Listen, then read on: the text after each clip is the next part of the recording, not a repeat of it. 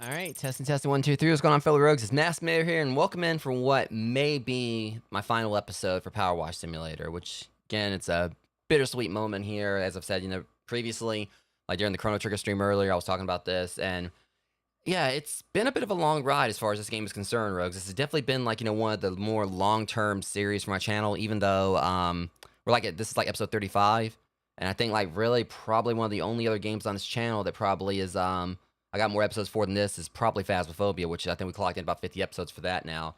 But yeah, this has been like definitely a long-running series, and one of the key things about it is that I've only been playing it like, once, and on some occasions like a few times a week. And I've been playing it since like, 2022, I think, like not long after it, released. And since then, we've been all over Muckingham, we've been to Mars, we've been to, well, tonight we're going to Midgar, we've been to Far, Far Away, we've been to Wonderland, Bikini Bottom, so many other places where we've been like to several places in this game, and hopefully with Powerwash Simulator 2, we're going to get to go to a whole lot of other places. And also, of course, we also went to the future, the past, and the present and everything with the Back to the Future DLC.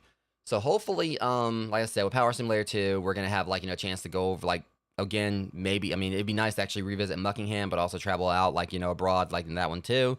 But of course, it's also going to be, awesome, like seeing what kind of other licensed DLC they're going to do down the line. Because I've already talked about how I'd like to see them do stuff for like Ghostbusters, Jurassic Park, possibly even Jaws, since we got like Back to the Future. And, I've also thought of like TMNT and, several other franchises. I thought like it'd be cool, like kind of go in and clean up. So yeah, it's going to be awesome when Powerwash Simulator 2 comes out. I'm going to be like playing that alongside my friends. We're going to be trying to focus mostly on doing that as co-op. It's going to be fun, but for now, we got one more job to do, which is going to be going back to Midgar, because we went to Midgar previously, back when I played this, like, during one of the previous streams. But I decided tonight, we're going to be starting fresh, with making everything smell fresh, because, like I said, we did, like, the Midgar special pack at one point, but I wanted to start it over completely. We only did, like, one job on it, which was, like, the very first one, and tonight, I'm going to try to see about going through and, doing this completely. Now, as I've said, also, I haven't played Final Fantasy Remake fully. The only thing I've done is like the demo back before it released. So I know Final Fantasy VII. I know, like, lore behind it. I've seen Advent Children, and I know like bits of like decent bit of the game since it's been out for a while and everything. Obviously, the original's been out for like quite a few years.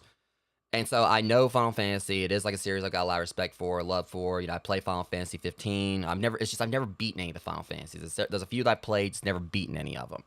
So I was originally gonna wait until I play Final Fantasy Remake, but that's not gonna like be until like next year, considering like so much other stuff I got on the pipeline. With Bloodborne being my next long-term stream series that's gonna be happening at the beginning of August, and that's all been overdue for me to get to as well, alongside like a few other projects after Bloodborne, assuming I can finish Bloodborne.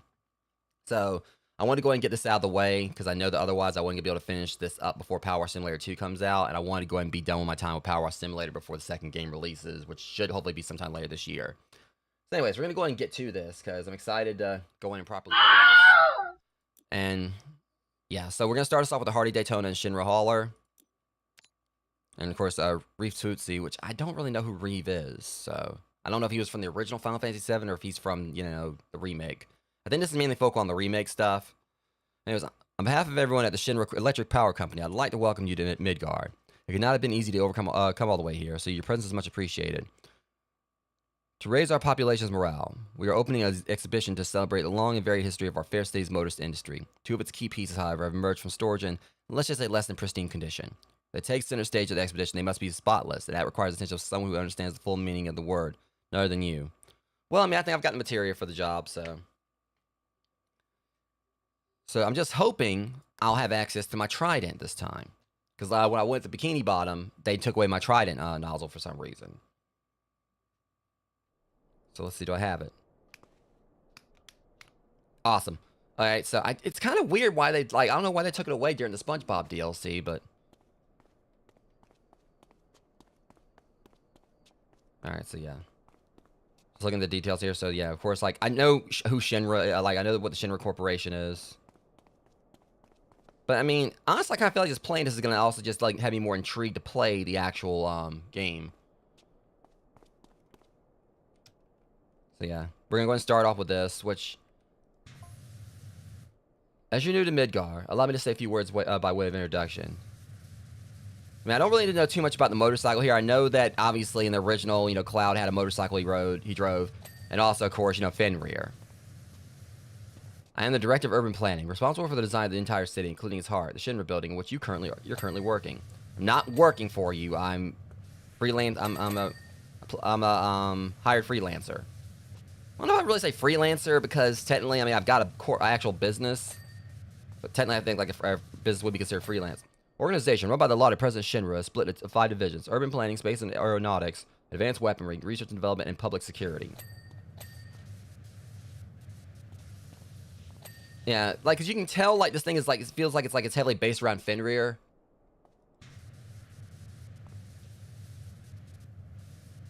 Cause I will say, cause actually, cause I keep on saying I've never beaten a Final Fantasy game, and that's actually wrong. I forgot all about it. I've beaten one Final Fantasy game that was a spinoff. I actually have, beaten Dirge of Cerberus. I forgot all about that. That was, ages ago. But I have, technically beaten one, but not a main timeline. Well, it was, I guess, main timeline. But I've beaten, a Final Fantasy game that was a spinoff. But I guess, in a way, Dirge of Cerberus can kind of be considered, similar, to Crisis Core. Yeah, that was back when it was, that was back when the PS2 was, considered, current console.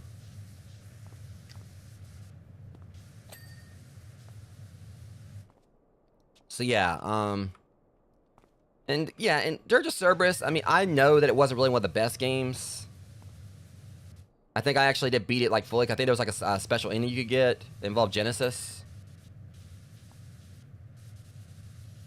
Like I said, I'm not the most versed. Mickey D43 is, and also, yeah, I'm pretty sure, my friends, Mickey D43, Elgin Onyx, and Amber, all are much more, versed on Final Fantasy than I am. Like I said, it's a series I respect. I recently, me and Mickey D43 were out of town recently, and we got, I was able to get, some of the Magic the Gathering Final Fantasy cards. And I kind of, got those. Because I was interested in collecting it for a bit, but I was like, well, Max had more of it, Mickey had, more of interest in it than I did. I just wanted to get him just to see what I pulled, and I gave him the cards afterwards. So yeah, I guess like, me beating Sturgis Cerberus still is technically a main timeline Final Fantasy game, but it's kind of like in the same like vein as Crisis Core. It was like, it wasn't Final Fantasy VII, but it was like an extended story to it. So it does kind of count as being a Final Fantasy game, but at the same time, it's not like one of the main ones. It basically just kind of showed what Vincent was up to after the events of, I want to say, I think, yeah, Crisis Core was the prequel. Dirge of Cerberus took place after 7. I believe it took place after 7 and after Advent Children.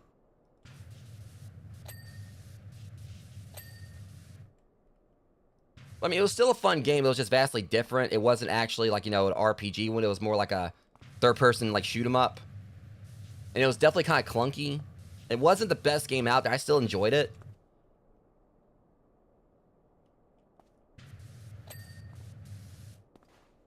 That's the thing about me. I mean, I'll say a game it does have the best mechanics, but I'm not going to outright diss it unless it's inherently bad. And for me, it's like, Vincent, what I have seen on Final Fantasy VII, he has, like, one character I really do like. He was definitely one of my favorite parts about Advent Children.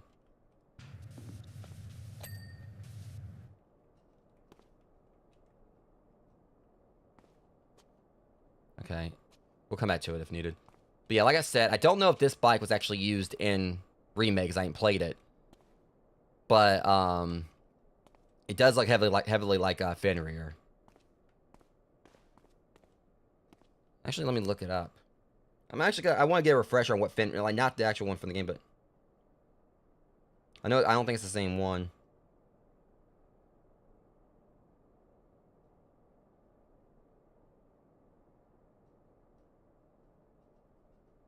Yeah, it looks like Fenrir, but it's definitely not. Well, okay, yeah, so I just kind of like looked at it right there. It's not really a spoiler, so yeah, that is like the one he uses in it. But it doesn't look like Fenrir. Fenrir is like, is like, yeah, it's basically Fenrir right there. So this one's got like the little, that thing on the front looks like, yeah, it's got like this right here on the grill. The ramming bumper. So it kind of like looks like it's like a cross between maybe like the one from the original Final Fantasy VII and Fenrir, but it's doing its own thing. But it definitely like takes like a lot of cues from Fenrir. Yeah, I mean, only thing I really know about Genesis is that I think he was really good friends with Sephiroth and Angel or whatever his name was, the ones from Crisis Core, Angel or whatever. I expect either Heidegger or Post Security or Professor Hojo of Research and Development to call upon your service at some point as well. I know who Hojo is too, to an extent. As head of public security, Heidegger commands the city's military, while Hojo concerns himself with pushing the boundaries of science. I want to say I think Hojo basically had ties with not just Vincent, but also I believe Red. Due to the highly secretive nature of their jobs, as well as their eccentric personalities, I recommend not making any ripples, let alone waves, when working with them. I guess now onto the vehicles themselves. I guess it's kind of like, in a way, I know a bit more about Final Fantasy VII without ever really playing it than I know about SpongeBob, even though I saw a few episodes. Yeah, alright. The motorcycles are Hardy Daytona, highly maneuverable and powered by our company's first V-type DOHC engine.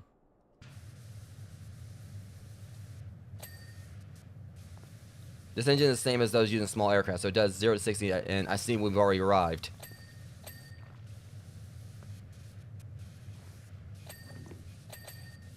Yeah, I guess, like I said, I'm kind of happy I am going in and actually starting to play it. Doing this now, or doing this again or whatever, because it's only gonna it's gonna make me more excited to play Remake finally next year.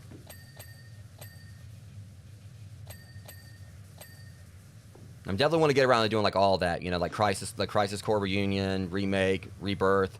Shinra Hauler is a classic all-purpose vehicle that has always been an integral part of the city life. That's the funny thing about it too. Cloud has been one of my mains in Super Smash Bros. Ultimate, and I've played with Sephiroth a fair few times also. But while it may look clunky and unstable with unusual three-wheel design, I assure you its appearance belies its true power. Because the funny story about things as well, when Sephiroth was first announced for Smash, I don't know if I actually talked about this before. On Open Freeway, the Hauler could directly keep pace with the Hardy Daytona. Back when Sephiroth was first announced for Smash, I think it was like during the game show that year or the Game Awards. I think. I think it was like the Game Awards when he was announced. They had an event where basically people could unlock access to Sephiroth early if they beat him. They had like the Sephiroth challenge, and pretty much if you actually you could I believe it's like you could buy I think it's like you could buy him. But you know you get early access if you actually could beat him. And I misinterpreted it. It was like 40 or so minutes after that. Like I actually, went in. I was okay. So he's so the Sephiroth challenge. Okay, I can do this now. I can get Sephiroth and I can get him early. I took it as they said during the game show, during the award show, you had to beat Sephiroth on the highest difficulty setting. Yeah, I interpret as that what you had to that's what you had to do. I didn't see it as like beat him at any difficulty. They basically I think said you can do it at any difficulty. I went in highest difficulty setting. And I think about and it was like one of the hardest things I've done in Smash Bros. And I actually managed, I think it was about like 40 or so minutes after the announcement, I actually managed to win. And I got early access to Sephiroth. But like all I heard was like Sephiroth challenge, and I thought, okay, well, there's gonna probably be a thing with this Sephiroth. You beat him on the highest difficulty, you get access to him. And I found out later, apparently, difficulty didn't matter.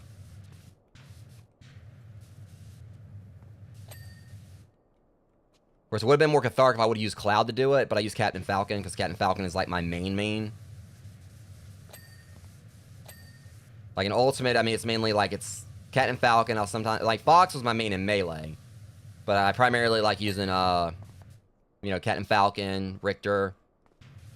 I've actually got my main three. Yeah, Captain Falcon, Richter, Fox at times, Terry Bogard. I'm also someone that's like I don't really play competitively. Just for me, it's like it's a character I enjoy the gameplay of. I'll play it. I don't really necessarily. I mean, Captain Falcon's like if I said I had a top main, it'd be Captain Falcon. But because there's always like just that. Ever since the first Smash Bros, like when I didn't know who Captain Falcon was, I unlocked him. All I know is he had a Falcon, like something called the Falcon Punch, which was absolutely just amazing. So cathartic when you hit someone with it. And since then, since the first time I ever played the original Super Smash Bros, I've always had that feeling of euphoria whenever I've actually decked someone with a Falcon Punch.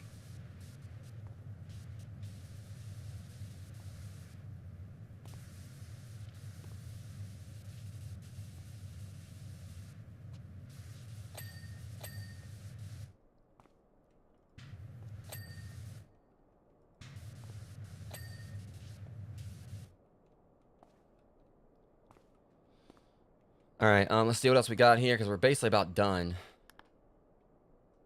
Alright, bike headlight. I'm going to speed this up. Normally I try to, find everything, but I've already done this job before. I just want to...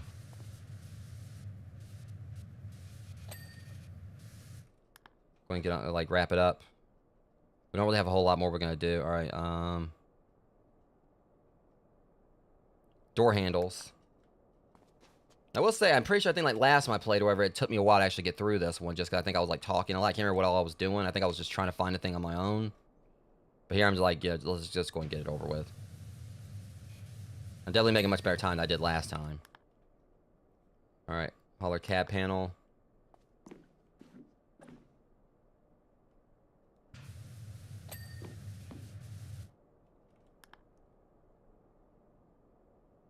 Exhaust.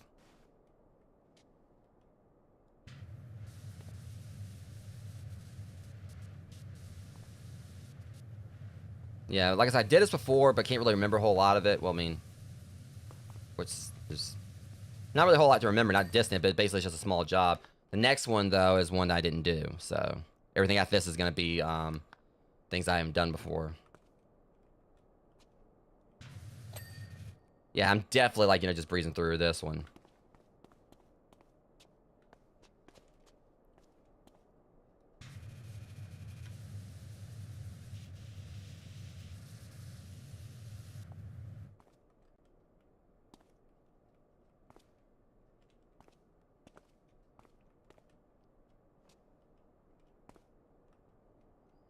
Okay. All right, there's a very small bit. All right, license plates number 2.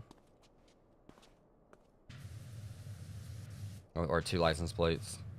Probably yeah, there it is.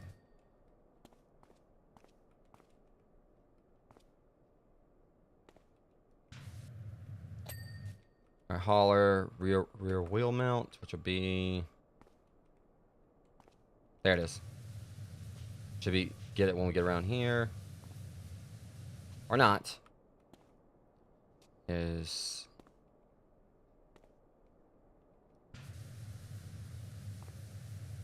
Okay, yeah, it's one thing, like, the mount's like all of this, so... Get more precise. Let me get back here. Oh, there you are. That was the problem. Got it.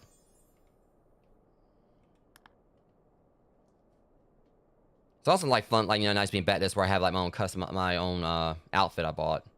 You don't know if I actually like, yeah. So that's because the thing about it for those who may not have watched like my series previously for this or whatever, you do have like, you know, different customization options.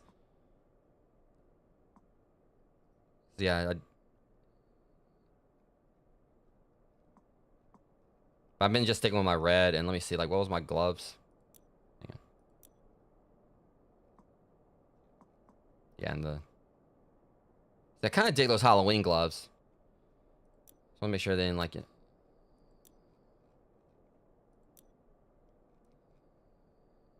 So I basically have, like, everything owned.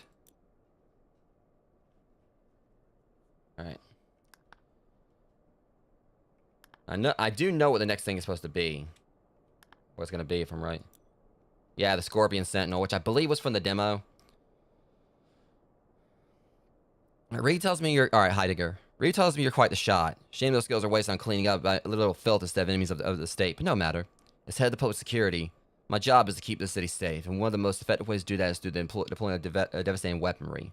My Scorpion Sentinel can snuff out insurgents before they can even start reaching for their white flag. Professor Hojo thinks his test subjects could quell riots better than a heavy weapons platform. Prove just how wrong he is, I propose a challenge for him. If one of his juiced-up lab rats could even scratch my Sentinel, I'd volunteer to be his next test subject. I no doubt my machine stood the test against his mewing varmints, but I still need the Sentinel washed down. After all, isn't that what his beloved scientific process calls for? Evidence? Well, they're just tossing shade at each other. I'm pretty sure Hojo's gonna have some stuff to say about him. Look, I don't care, right? As long as I get paid. Behold, the great Scorpion Sentinel. Let me clean it off first, then you can say that. One of Shinra's greatest achievements in military robotics. Oh, it moves. That's wild. Your identity has already been stored as database as a non-target. So stop worrying about getting shot at and start scrubbing. First off, I'm cleaning on my time, not yours. Secondly, you know, the thing about it is, I don't know if this thing is waterproof. So you're saying you're quite safe for now. I don't like that for now. Which, I mean, we know this game's not... There's no violence in this anyway. But that's the thing about... He's talking about some... Like, it seems to me as not a threat. If this thing isn't waterproof and I cause it to malfunction...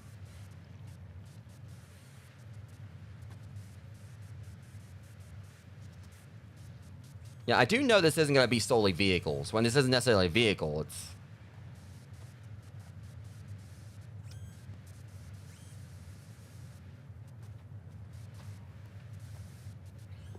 And it just feels like things are also kind of going by a lot quicker now that I've got my trident again. Because, I mean, I don't know. I just... When they took it away from me on the SpongeBob thing, I mean, I was kind of miserable.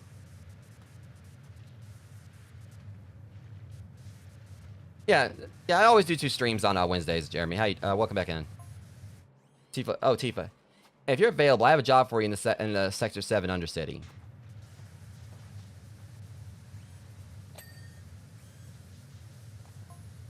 I know you're going to know more about the Sentinel's myriad capabilities. I'm hoping that... You know, I wonder if that's how they said that, because she popped up on there, but I think before, because I got the 20, then he did that. And he started talking. I thought that was an interruption. His tail is far deadlier than that of the creature it's modeled after, and its 6 tapered legs let it get straight to the point, if you will. So either like he interrupted Tifa's transmission, or they just actually had that with Tifa, basically to kind of mimic an actual side quest. And for those craven foes who want to shoot the Scorpion at distance, it has Mark 98 cannons and Mark 99 launchers.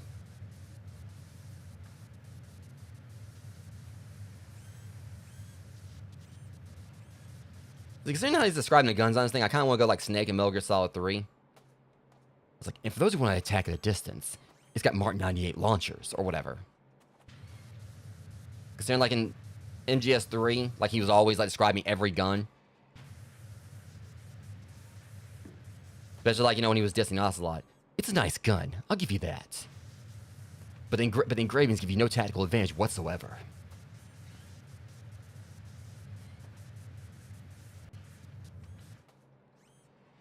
But yeah, But yeah, Jeremy, like Wednesdays, usually like I do a retro stream, and I do like my power wash stuff. This is probably gonna be the last power wash stream. If I can actually finish this DLC up tonight, which I'm pretty sure I probably should be able to. I mean, if I could do like a 5-hour session for SpongeBob, and that was without me having to try it, I should be able to do this like pretty quickly. But yeah, once I finish this up, I mean, for a bit, I'm probably just gonna be doing like, you know, one stream days until like I do get around doing like, you know, crime scene cleaner. So next week or whatever, it's probably just gonna be Chrono Trigger as I continue that. But you think we would stop there? Hang on. I want to do the snake voice. But you think we would stop there? Of course not. I don't know why I'm just doing the snake voice, but again, like with him describing the weapon, that's exactly what Snake did in Metal Gear Solid 3. So, we also have fitted with a close-range EM field and a self-repair functionality. With this bevy of features, it's nigh unstoppable. I can't do like a snake voice perfectly, but...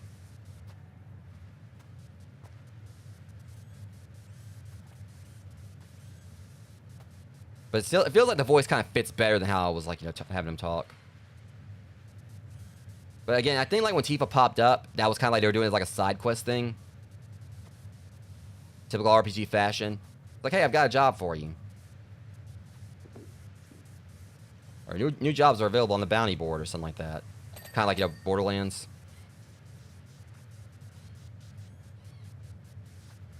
I mean, thing is though, we're kind of getting... All right, let me go ahead and just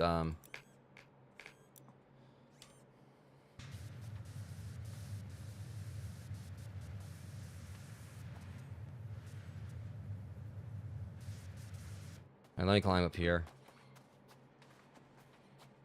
I want to say I think they actually... I don't know if like my scaffolding or whatever had like the whole like, you know, more industrial looking thing. Like, because I mean I've seen like so many variations of it like in the DLC where it's hard to like remember what the original was. I'll get up here and spray from above.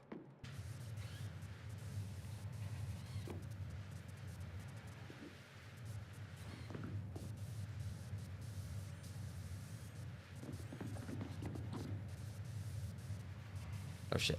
Well.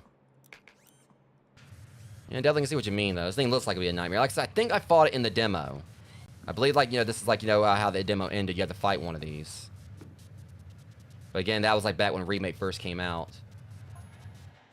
We received reports of gang activity in the Sector 500 city. Most likely Don Corneo's lackeys.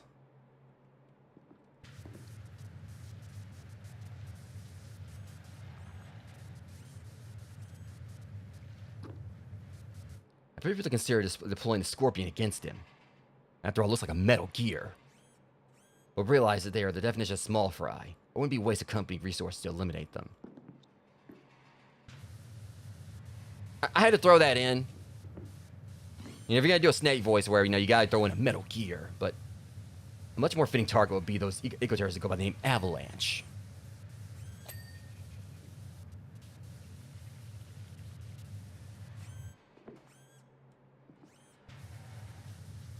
If they want to poke the bear, they'd best be ready to deal with his claws. You could have just said, you know, bears and scorpions both have claws. You could have just said they're ready to poke the scorpion. You know, if they're ready to poke the scorpion, they better be ready for its claws and to be poked back.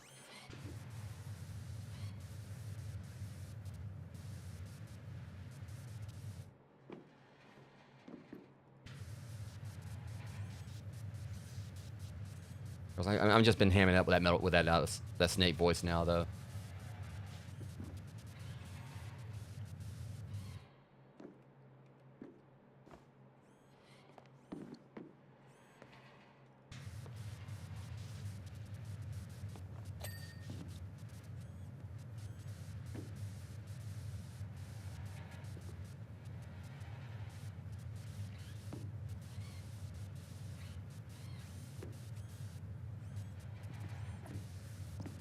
And one of the things I'm actually kind of excited about with Powerwash Simulator 2 that learned that you were gonna get, that you actually get in it, is they actually have like an actual floor scrubber, like a power mop or whatever. And that's gonna be interesting to see how that works. Which just seemed like all the new equipment. I mean, as long as it don't malfunction, it can be whatever it wants to be. As long as it's not malfunction, it's not shooting at me, I'm cool. You know, we good.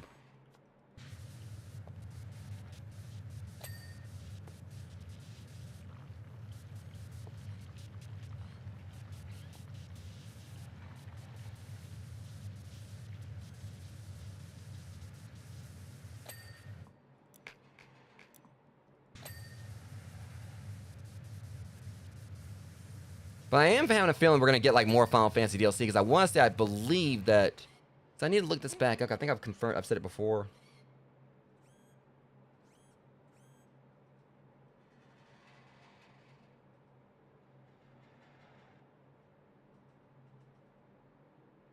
Yeah, that's the thing, because this has been published by Square Enix.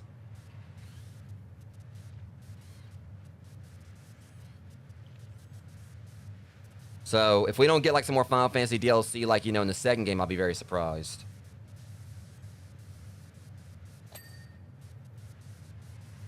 Or, like, for some other, like, you know, Square, like, franchises.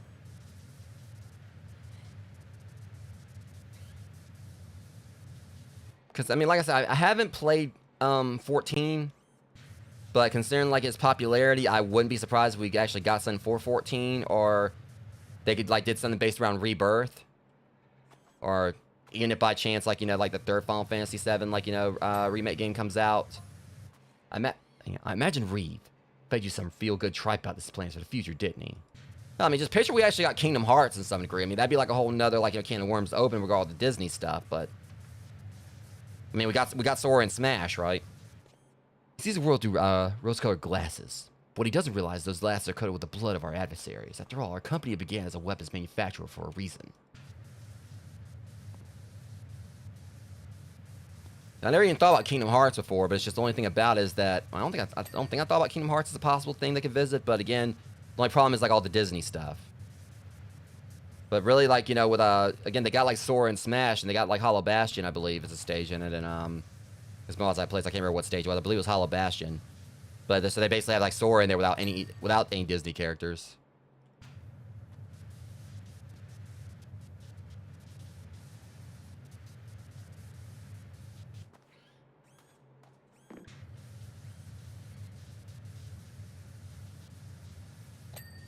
It's just all about getting, like, these little nooks now. Okay, let me finish, like, trying to get the tail cleaned up. Oh, there we go. Now we're talking.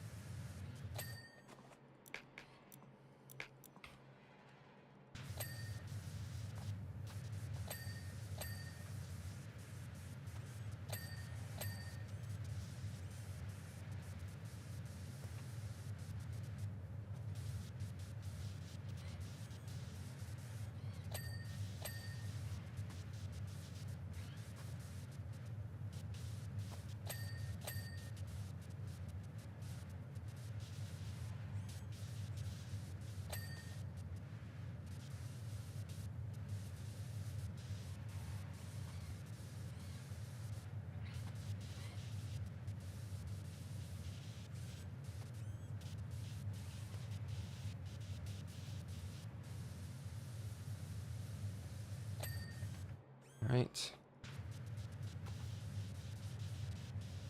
Because I know one of the other places that we are going to be cleaning is going to be Seventh Heaven.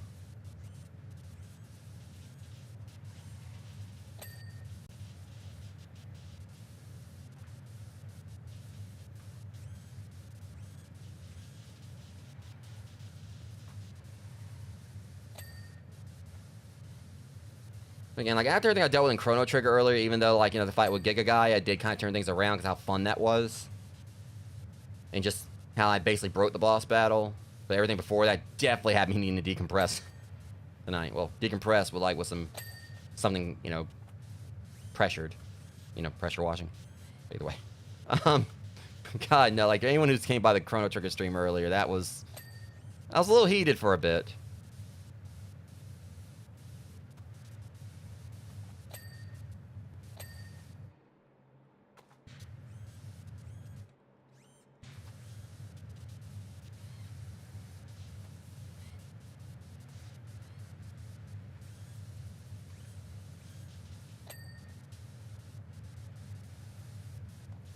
And I will say, like, a lot of it was, like, I said it, like, I did state straight up that there was, like, probably, like, some things I could have done better. It was on me and all that.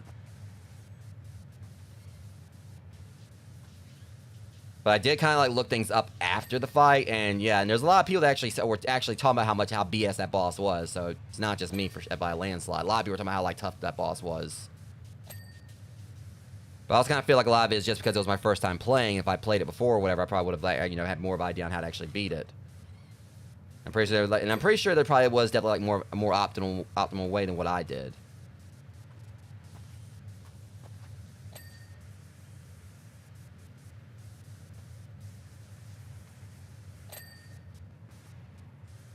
I think I may not, like, you know, wrap the wind up in a pretty bow, like in a pretty package, where, but at least I got it.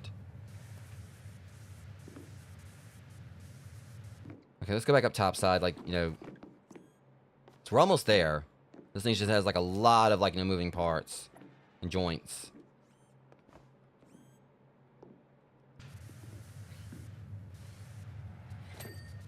I don't know why I'm expecting this thing to actually pull a Dalek out of nowhere. This thing gonna malfunction, all of a sudden you get it here. Exterminate! I was like, bitch, you're welcome to try. You don't know me, I'll blast it in the face with some soap and run off. I mean, look, seriously, this thing looks like, you know, there's gonna be like, you know, like the Dalek King or something. I don't know. It's got too many, like, you know, shooty things.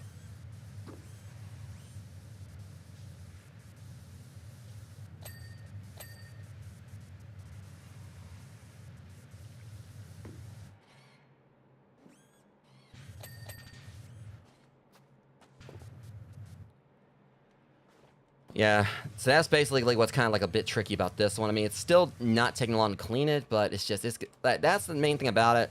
When you got like things like, it's always like things like this that have like so many parts, so many joints, nooks and crannies or whatever. Yeah, they take a while.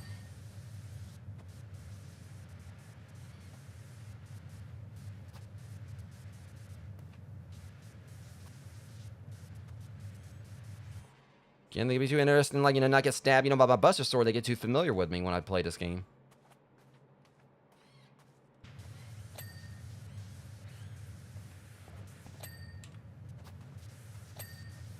But I do know that outside of Final Fantasy VII, if there's another Final Fantasy game I definitely really do want to finish that I have started, because technically I did start Remake, but just a demo of it. It's 15, just 'cause I love the concept of 15. Basically, it's literally, you know, like just a bunch of bros taking a road trip and all that.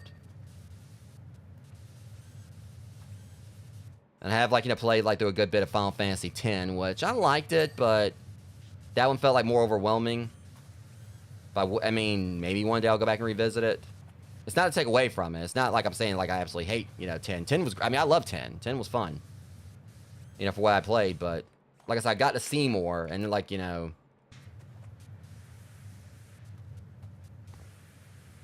like, I think the second fight with him, and I got wrecked.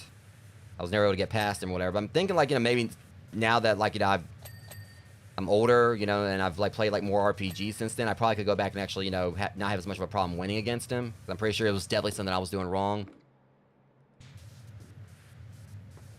But I kind of feel like 15 is, like, that's one thing I really love about the Final Fantasy series, and that technically, you know, people can jump on at any game. Like, they don't really have, like, you know, unless there's, like, a side story to, like, a particular game that's, like, you know, spin-off of, like, you know, from the main series, like Dirge of Cerberus or Crisis Core or whatever. People can, like, jump in any of the games where I have a starting point. Like, for me, my starting point was 10. That was the first Final Fantasy I ever played. You know, because the story is basically, for the most part, you know, unconnected, unless it's, like, you know... And I really feel like, honestly, Final Fantasy 15 to me feels like that would be, like, one of the more accessible ones for, like, someone just starting out. Because, you know, basically it's the real-time combat. And, yeah, like, it's not, like, you know, turn-based like others. So it would be a good starting point to actually, you know, show someone, like, you know, stuff about the series, even though, obviously, in the end...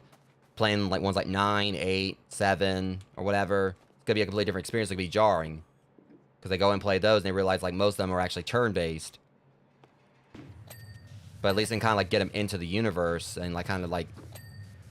See, like, the storytelling and all that, and...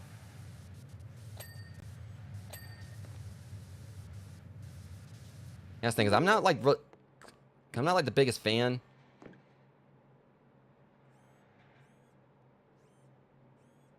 Oh, shit. And Dave coming in.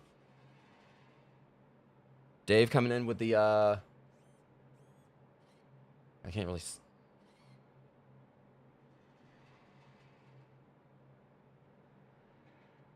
I appreciate you, Dave. Welcome in, man. Alright, we're slowly getting towards that moving goal, Rogues. Appreciate you, dude. Welcome in, dude. Thank you for that so much. As I wanted... Yeah, I'm definitely grateful. Oh, it'll help, dude. Like, any penny I give towards this is gonna help, you know. And, like, thank you to you as well as all... Because...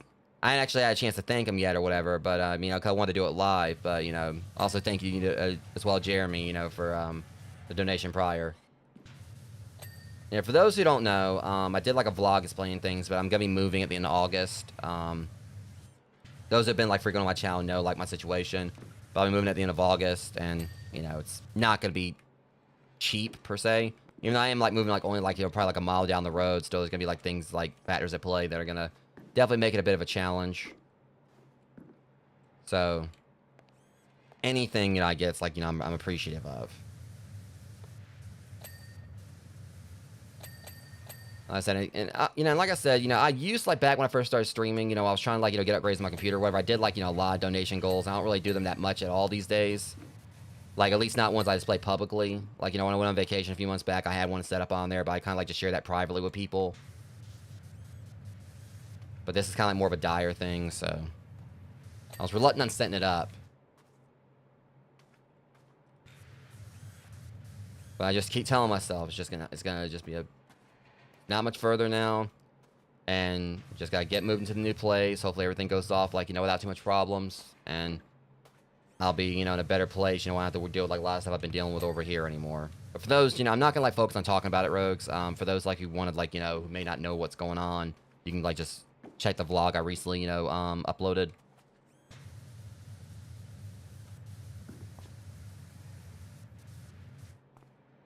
Okay. Now the problem is, he's got some, all right, Mark 98 cannon side exhaust. No. All right, let me get like a, hang on, I'm gonna like cheese it a little bit. So the problem is, I don't even know if I want to look at that thing because he's got so many. Oh, perfect.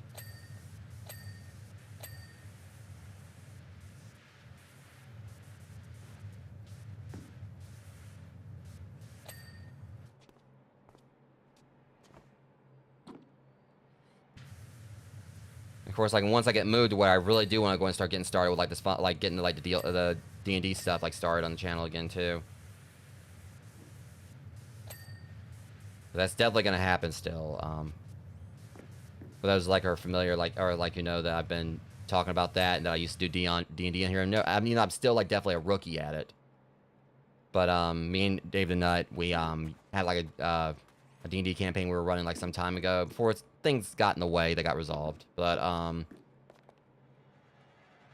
basically we're gonna be starting like, you know, starting a new series up. It's a matter of getting out of here and getting into a place where I'll have like, you know, I won't have to worry about disruptions and all that.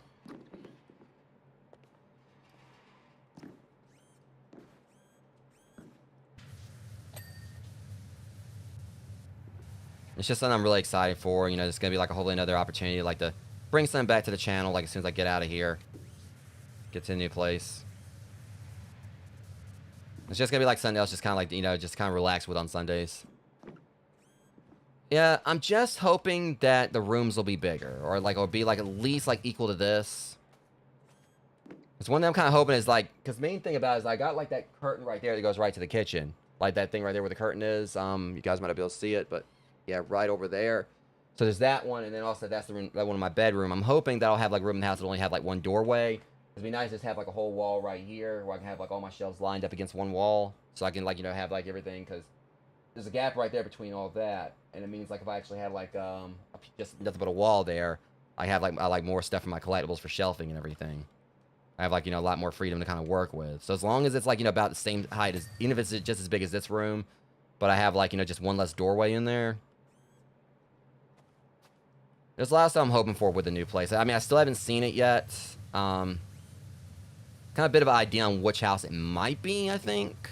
But The landlord hasn't said anything about it yet, but he says, like, you know, he's told us, like, he said a few things about the house.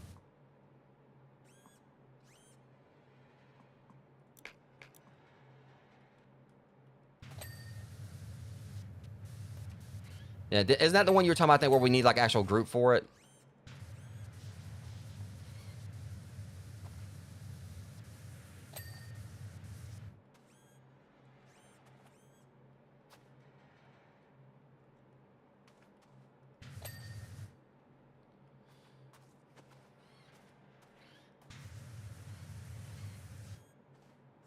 Okay. So there's no point even... Alright, yeah, there's a bunch here it needs to be.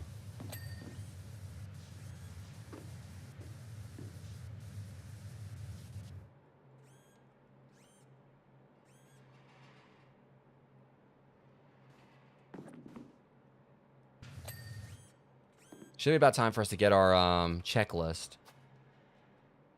See a little bit. Yeah, he's got like all these little joints. That's... I'll get it though. It's not much longer. And like climb back up here.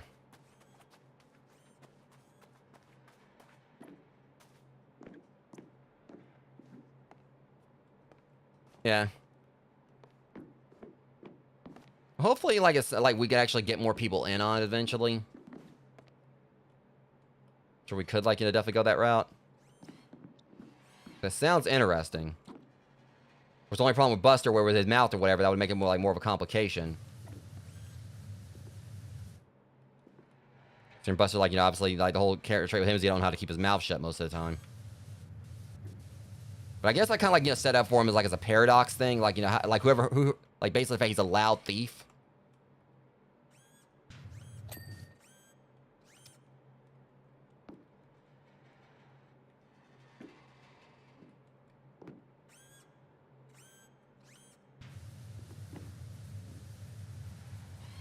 Okay, scanner, saying scanner base. You don't stop looking. I'm about to punch you, you stupid light. Siren head looking ass. I don't know why I may think of siren head. It says it's head casing. Hey, whoa, buddy. I'm about to punch this thing. Stop. Quit it. Hey, I wonder if it's on the outside of it. That'd be that. Yeah, it's saying like head casing or whatever, but I'm not like, you know, seeing anything. I'm about to bop this thing's head off.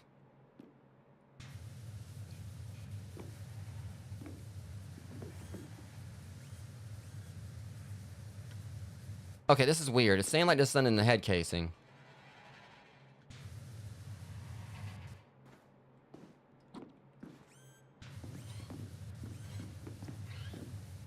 Okay, I'm hoping this thing's some kind of bug or whatever, but...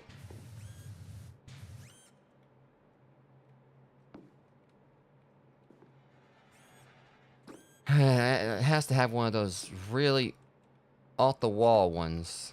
That's the thing, I'm like looking right at it or whatever, I ain't seeing anything. Stop it.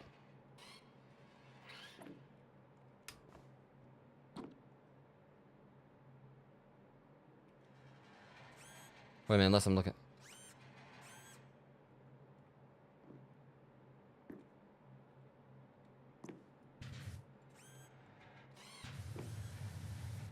Okay, yeah, of course it's gonna be like... It said head casing.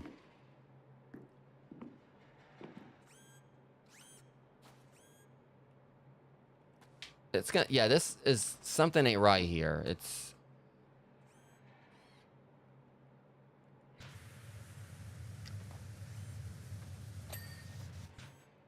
Alright, what else? What else we got? I'm trying to clean everything else. Alright, Mark 99 arm launchers. Yeah, I'm gonna... This basically kind of derailed me a little bit just because, like, this one spot that they're not letting me, like, you know, clean.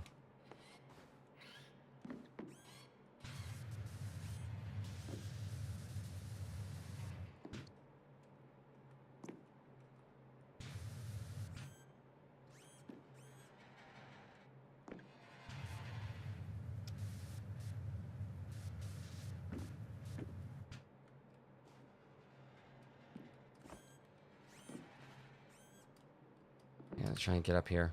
Yeah, I figured I was gonna run into some. Hoping I wasn't gonna run into any trouble, but here we are.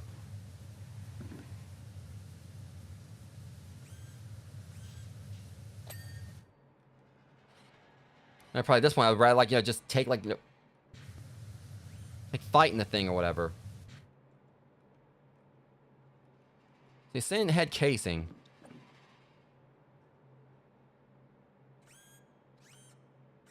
Really, this the head? Oh my god. Oh my god. I thought the head casing. Really?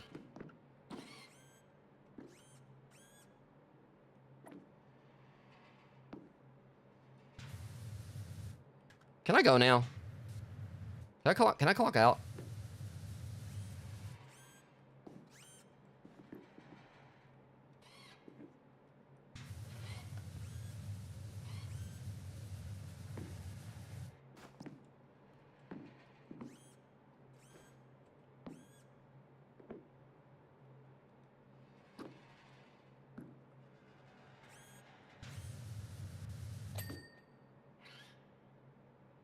Alright, so it's gotta be made there size where the head casing is. Okay, awesome, Dave. Thanks. I will try to look into that as soon as I can. Mine was sent to be on Discord just to be safe. Make sure I get it. So I have to go back to the chat like later to get it. Either that or text it to me.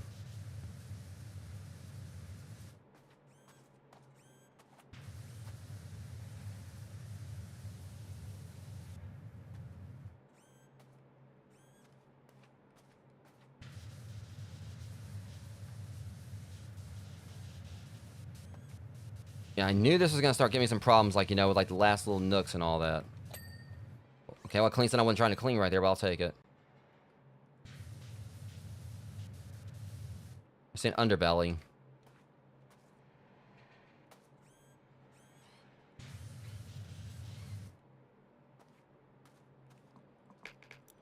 Okay, I'll be glad to be done with this one. Again, just so many, like, nooks and everything. I knew this was gonna be a problem. And I just gotta get back up there now.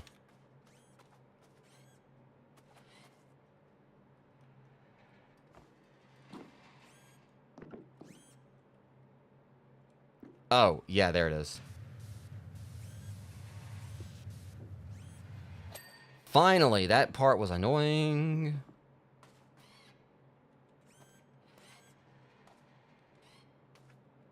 Now for the rest of the underbelly. I suppose I can just see like one big chunk. Yeah, it's right there in the...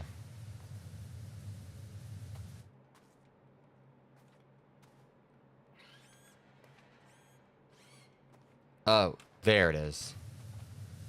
Not all of it, but... Alright, man, appreciate it.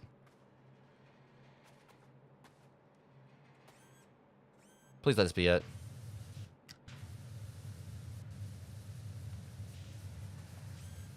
Trying to, like, you know, clean each of the joints right here so I can... Okay. Awesome.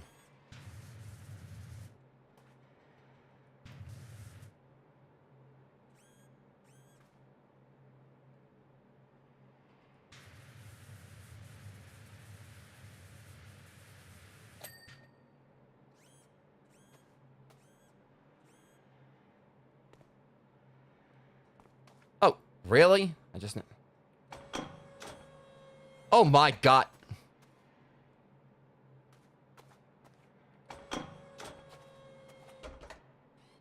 I should have been paying attention. Alright. Barrel vents.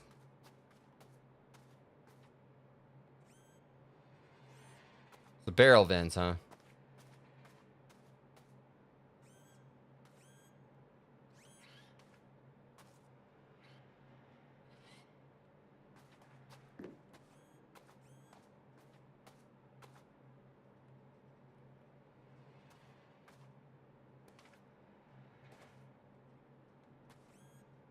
I said barrel vents.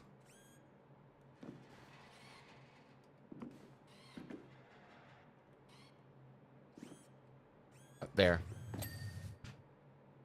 Alright, now we just need the Mark 98 cannon barrel vents. So I can get the fudge on out of here.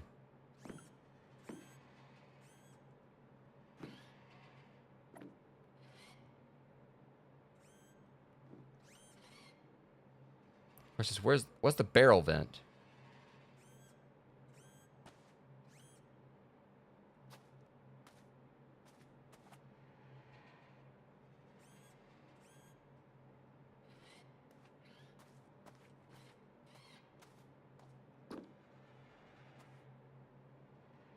We just gotta find, like, what the barrel... That's the thing, like, it's no point, like, looking at the thing on there, or, like, or...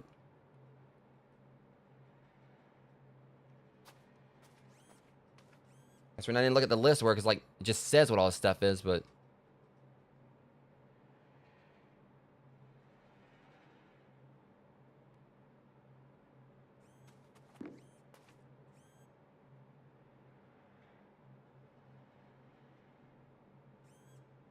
Oh no, it says Mark 98 cannon barrel vents.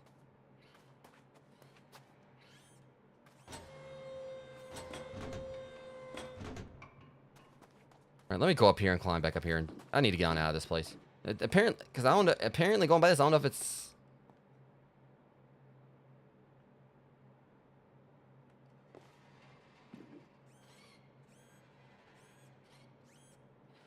Pacing.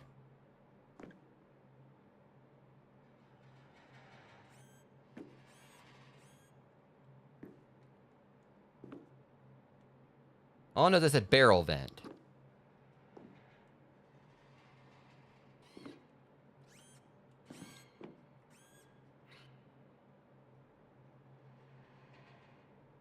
That's a 98 cannon or whatever, the Mark 98 cannon, but there's nothing. Obviously you figure it's something attached to its arm.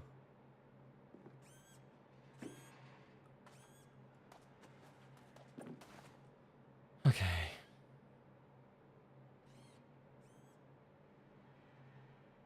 I was hoping I'm kind of like, just gonna like come across it, like just...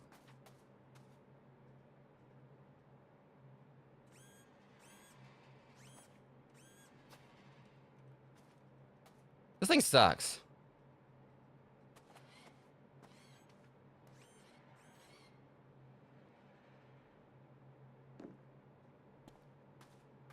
Oh, it's a laser. First thing is stab you would know in my luck too. I mean, because this is from Final Fantasy VII's remake.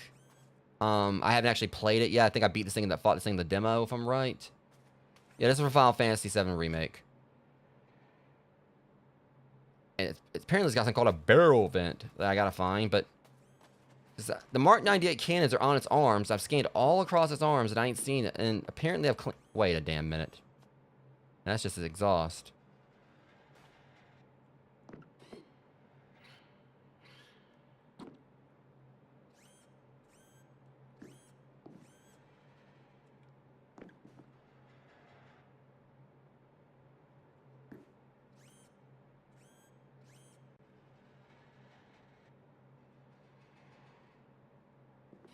I'm not... I don't like this. I wonder, because they say vent. Wait a minute. Fudging hack.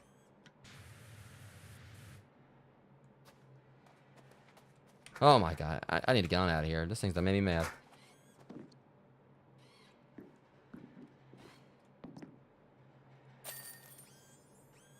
Barrel vent.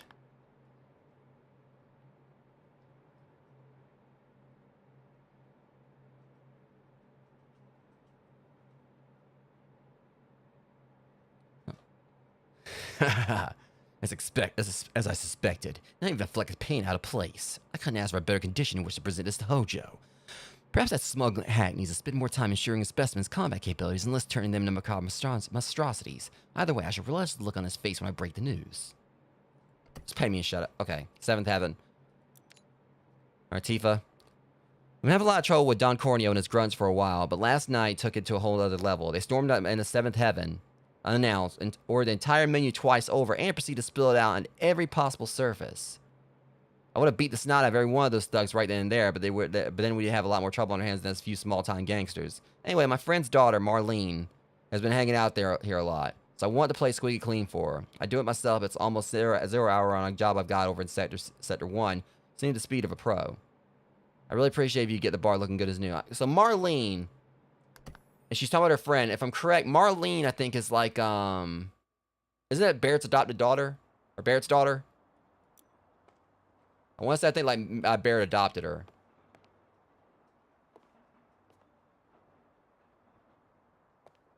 Yeah, Advent Children was a movie that took place after 7. Okay, so we're getting to clean Tifa's bar here. Oh, the Buster Sword! And Advent Children is like, oh yeah, it's like, yeah.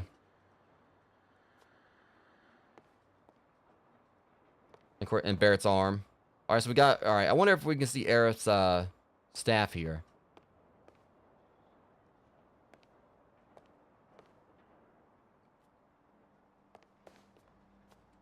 I'm just looking around looking at the details.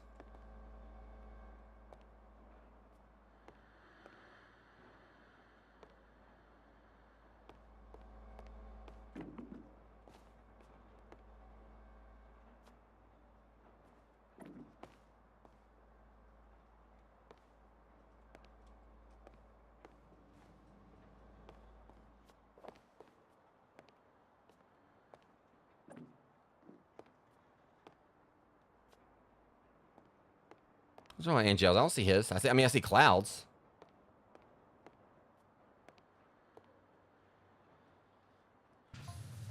So I'm upsetting to see the bar looking like this.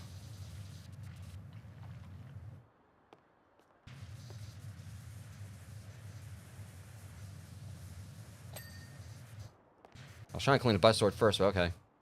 I know it's not the fanciest, but it's like a home to us and our regulars. It's a place for people to get homemade food and escape the daily grind.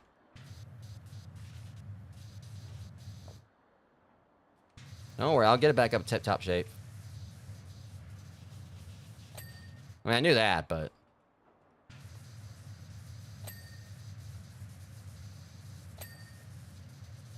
Letting it chill at a cafe. Okay.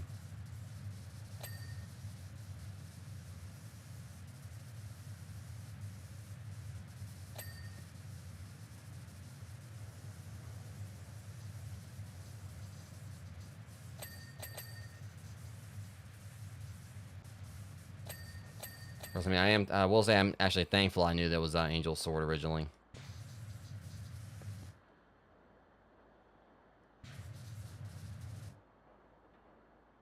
Got a nice little menu.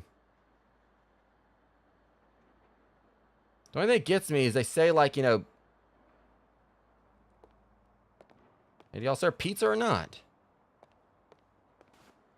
I don't see no pizza on the menu.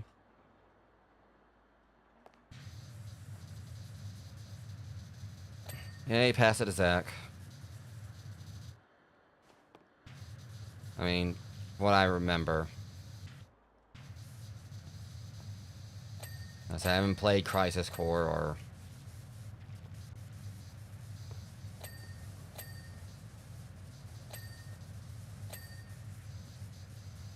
But like I said, thankfully I already knew.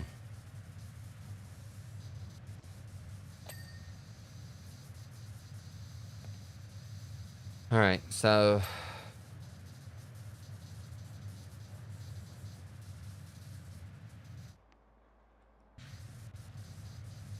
It's alright.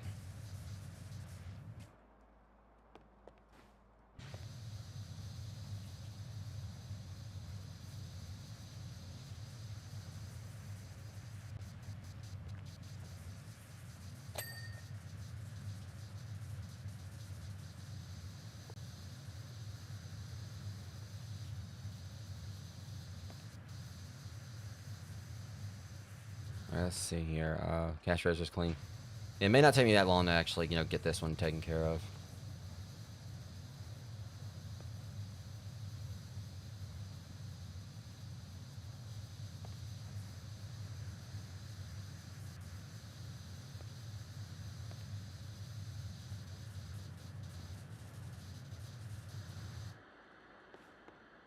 Chocobo show.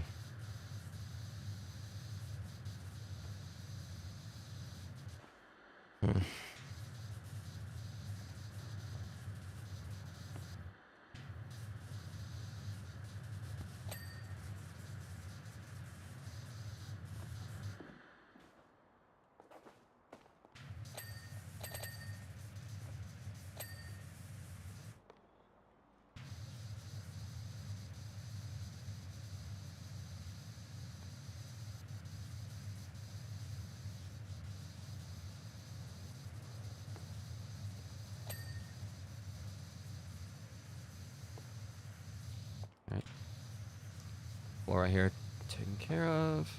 Should just like clean the whole floor at this point.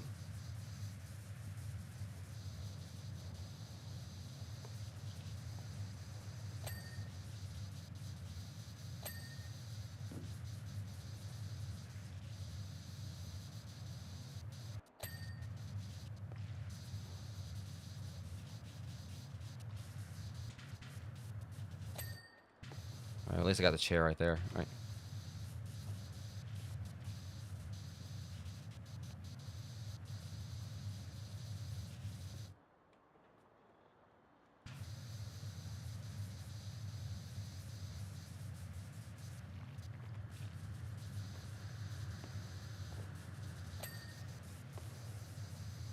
Okay. I think I'm just gonna go and like focus on cleaning the floor.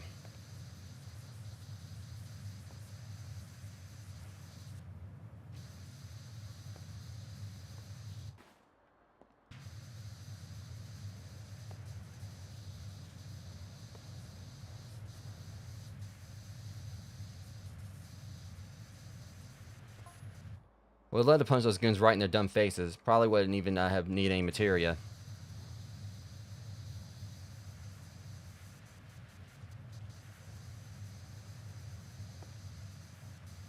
Speaking of which, you do know about materia and Mako, right?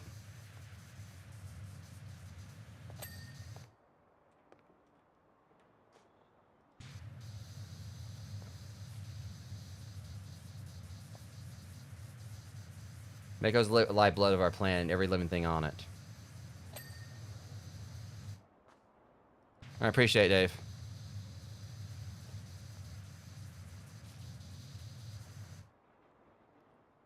Ancients thankfully learned how to crystallize it, and that's what we call materia.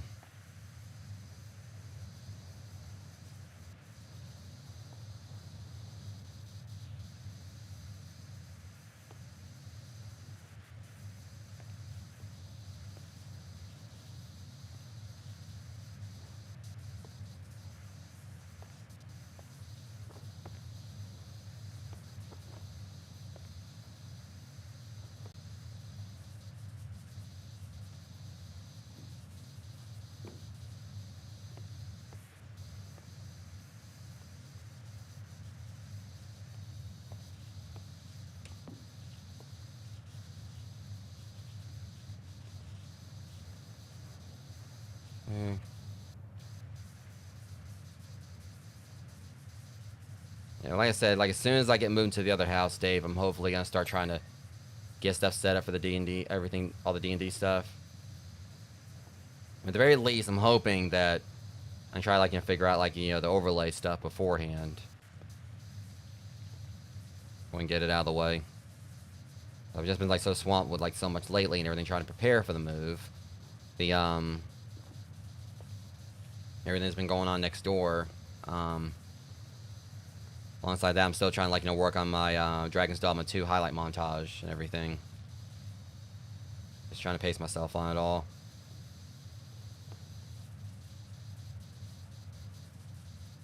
Because really, I mean, it won't take me long to get like the graphics made for the streams.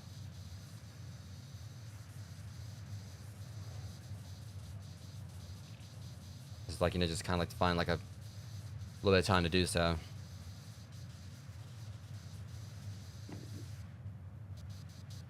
Okay.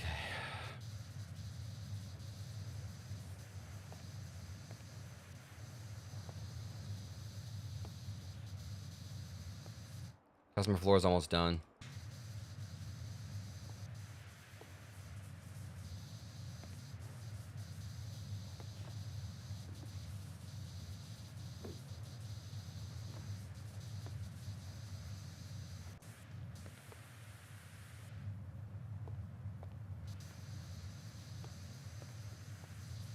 Yeah, these little trace amounts of stuff up, and it shouldn't take too much longer for it to be.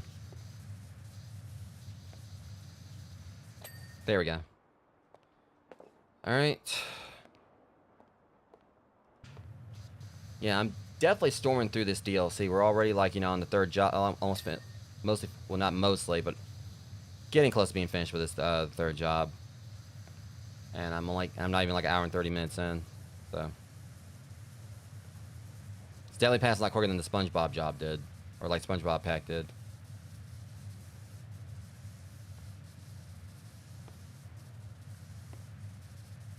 So I'll definitely be getting this done tonight. Listen, I don't know what you heard, but Shinra, it's not as kind self as it paints itself.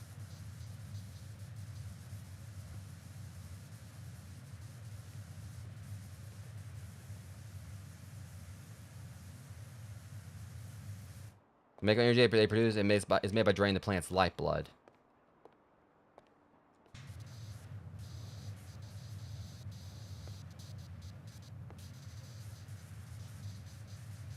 Plus, the whole reason they provide it is to control the populace.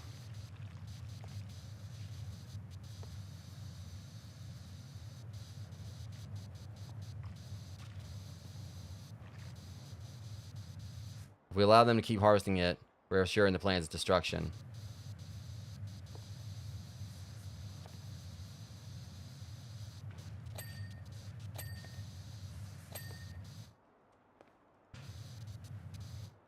Someone has to do something about this, and the Avalanche decided that someone is us. Well, if you want to send Cloud after this one like Sentinel I cleaned or whatever, hell, I mean, you can go do that. I'll consider revenge for like how much of a pain that thing was to clean. You want to go ahead and send after that Scorpion Sentinel, or send him after it. Go ahead, cut it up. Omni slash the hell out of it. I don't care.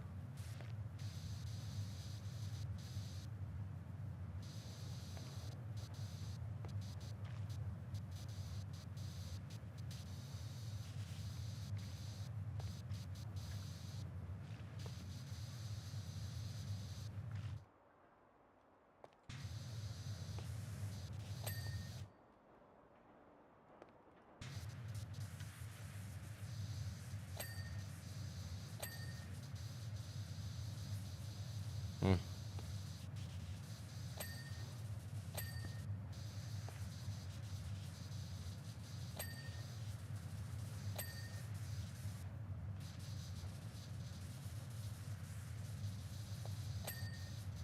I'm gonna close this.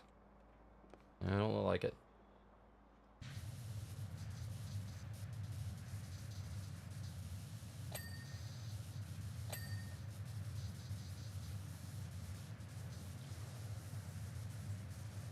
Yeah, I'll definitely remember that, Sammy.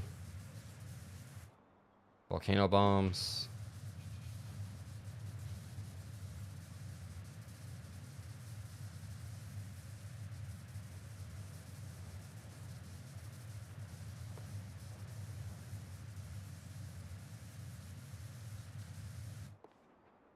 I mean, we're almost halfway done with it.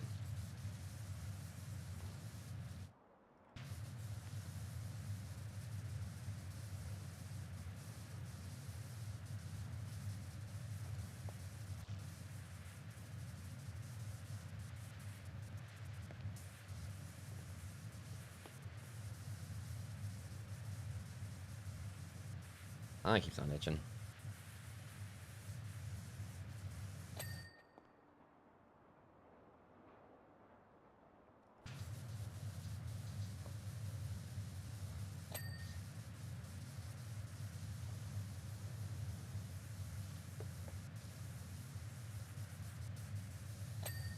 Is that wall? Let me go. Wait, I don't think we finished like clean. Yeah.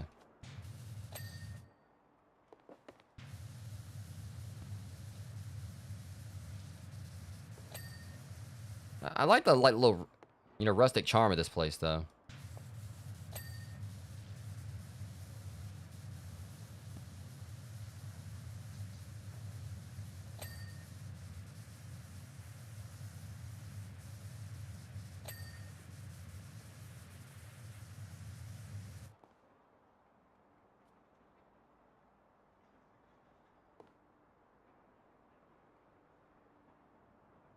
Hmm?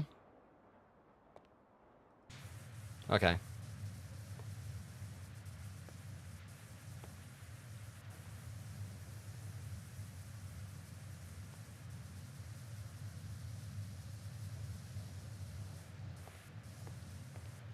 Yeah. So I'll look into it like, you know, immediately after, like, as soon as I finish this stream up. Sure. The machine gun on the table belongs to a friend of mine, Barrett.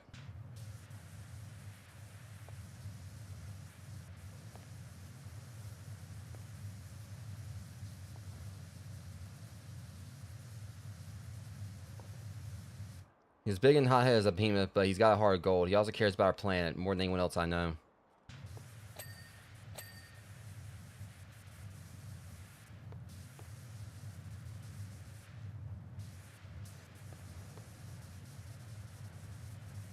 Buster Store belongs to my childhood friend Cloud.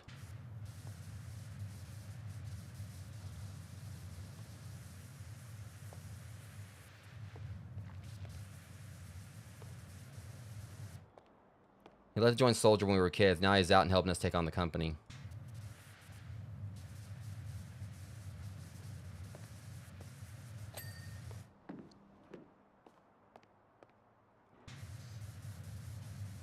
He might not show up, but if you clean up his Buster Store too, I'm sure it'd make his day. Or he did it.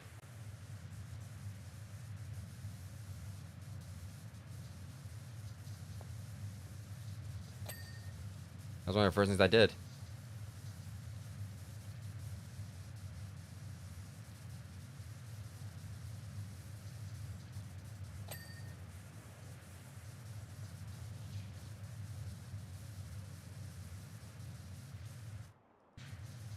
I guess that's welcome. You do realize this is like when they're going out, right?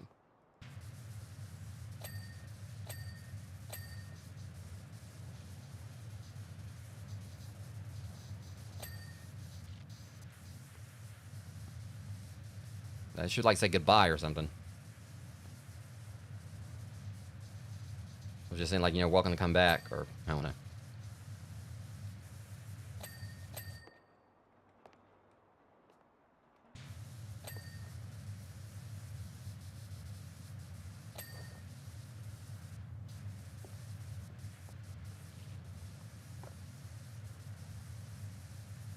All right, we're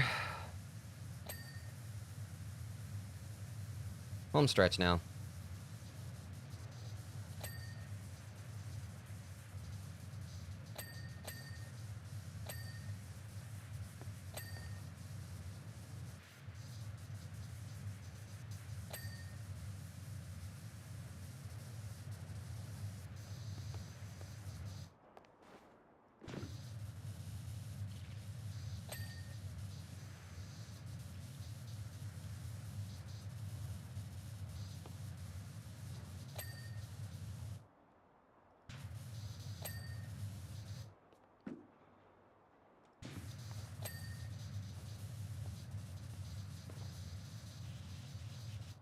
All right, just about almost at the last 20% or 30%.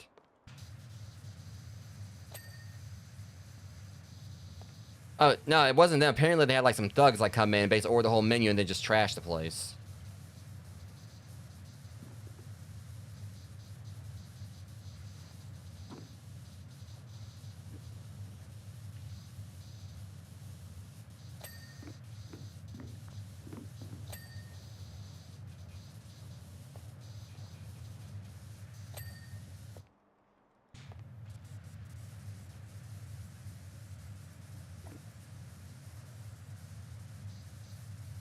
Yeah.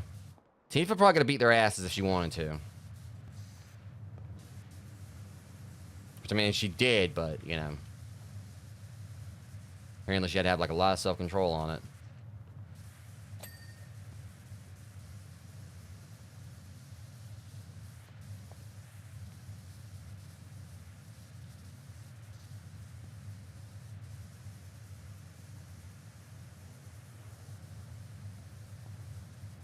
Okay, Kerr's Cowardly Dog reference.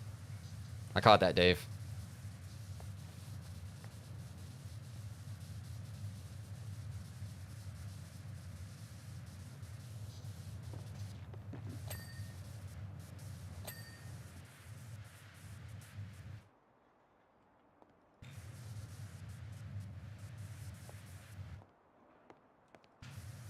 No, it wouldn't have to been Sephiroth. Sephiroth could have just had his sword in there. And, like, all they would have to do is just see the sword and everything and know damn well, like... all I had to be was just Masamune just had to be like, you know, present or whatever, and they would have known not to mess with it.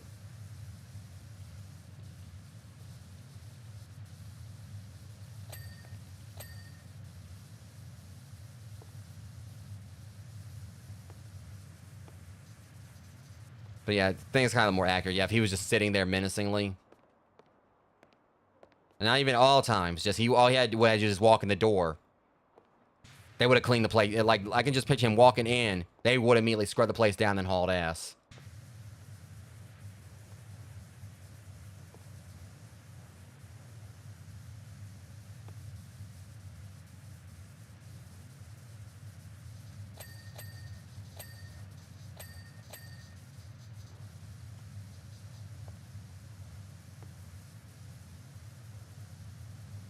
I mean, that's basically how, like, the trailer, when he was introducing Smash Ultimate, like, literally, like, so many people, like, if you go and watch the reactions, so many people knew it was Sephiroth before it even showed him just because One Wing Angel started playing.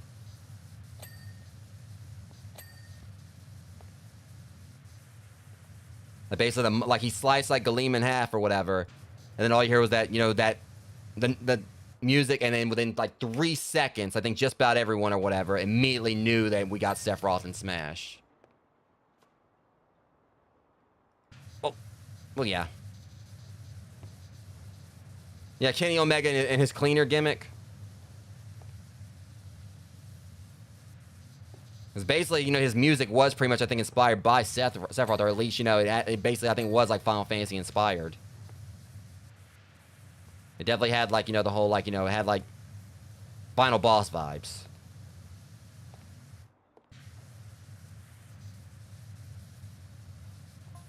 I can't believe how amazing the place looks, and you're not even finished.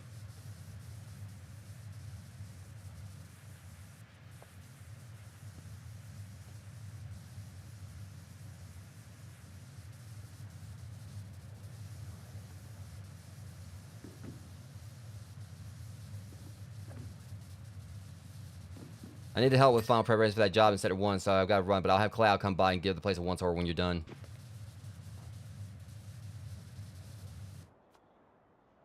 Oh yeah, I saw that. I saw a video of it. Yeah, and the fact his last name literally, like, Omega is due to the Omega weapon. That's one of the things that definitely got me, like, you know, made, like, Kenny Omega, like, one of my favorite wrestlers. Just, like, seeing just behind all of it or whatever, like, a lot of his like, persona has literally just been, like, his love for video games. Let me see, you know, he's done the Hadouken. He's actually done, like, actual Hadouken on people. I think at one point he had, like, you know, something based around, like, you know, Flash Man. Like, from Mega Man, like, he actually had, like, a time stopper.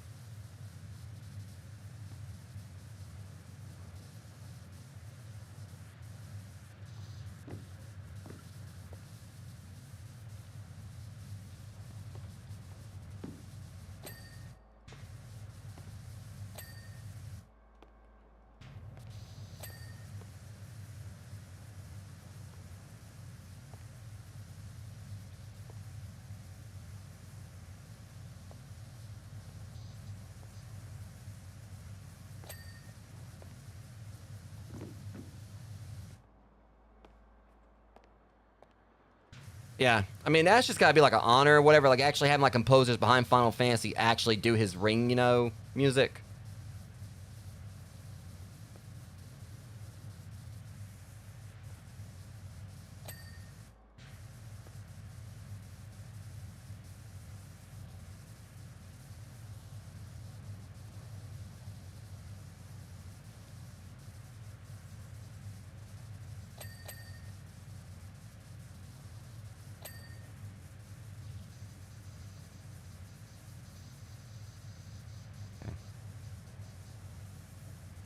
I will say I don't really like actually sit down and watch like, you know, full wrestling events that much anymore. I guess because also I don't really have like, you know, have like actual cable or whatever. But I was just like kind of like watch like matches from time to time on YouTube, so I still keep up with some of it.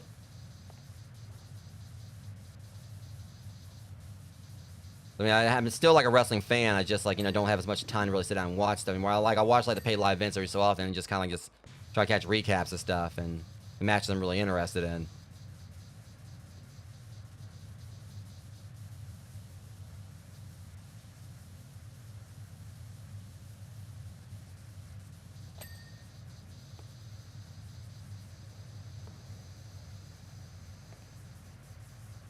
Okay, they're gonna get a lot of dings here. I think. There we go.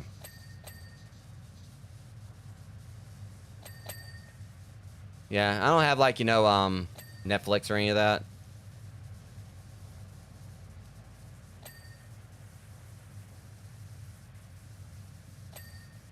Yes, I've still been keeping up from time to time.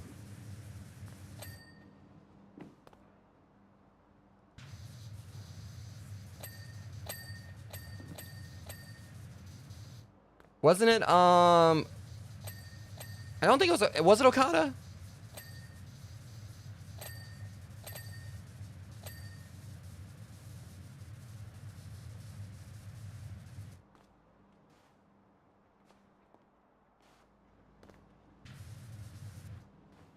Yeah, of course it would have to be Ibushi or whatever, considering like how close they are. I feel like, you know, if he was gonna let anyone kick out of the One Wing Angel or whatever, considering how highly protected it is. Yeah. That makes sense, you know. I think it's kind of like how it is with the End of Days, like, you know, Corbin's, you know, End of Days. Like how protected that was.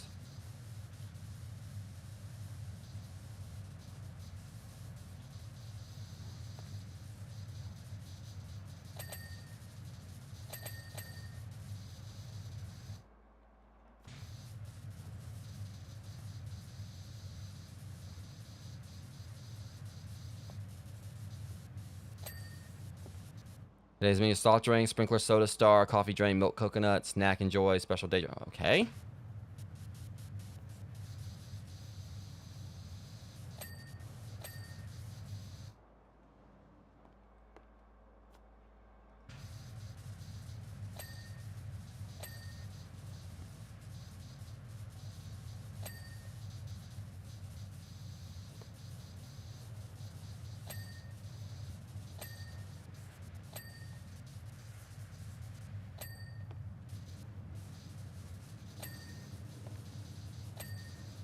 Okay, we are almost done with Seventh Heaven. For the most part.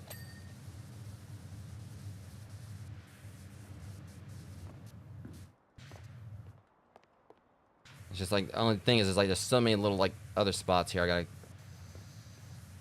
Again, it's an. Oh my god. I'm too keen on that now. I think I can I'm reaching it from here though. Where's my step ladder? My little baby ladder. Okay, apparently I don't know where my baby ladder is. I'll put it right here. Oh my god. Ew.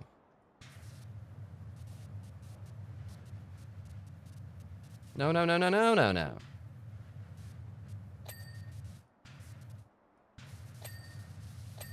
Okay, now we're getting... I'm with Tifa. I want to go and find these guys and whoop their asses myself for all this. Like, they were thorough. I don't think, like, a single inch of this place, like, you know, wasn't, like, you know, trashed. Yeah, definitely did me some Darby Allin. I just hope he doesn't end up, you know, the only thing about it, I mean, I totally am scared for that dude every time he gets in the ring, though.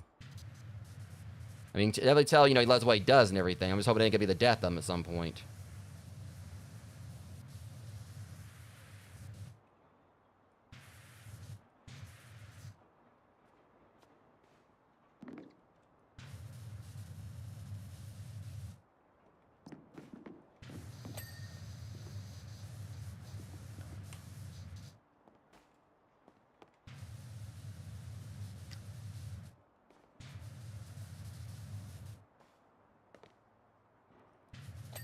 Apparently very carefully, Dave.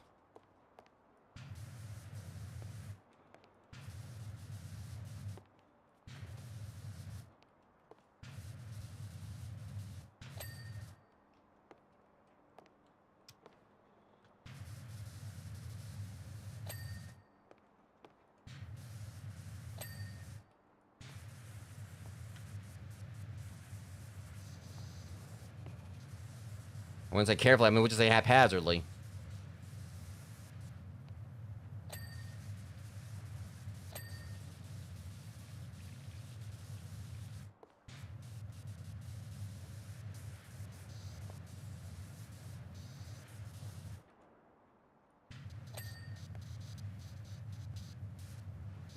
Seriously, I mean, it looks like worse than, like, you know, One Piece, you know, in the one episode where Bellamy and his crew, like, you know, beat the hell out of, like, Luffy and Zoro.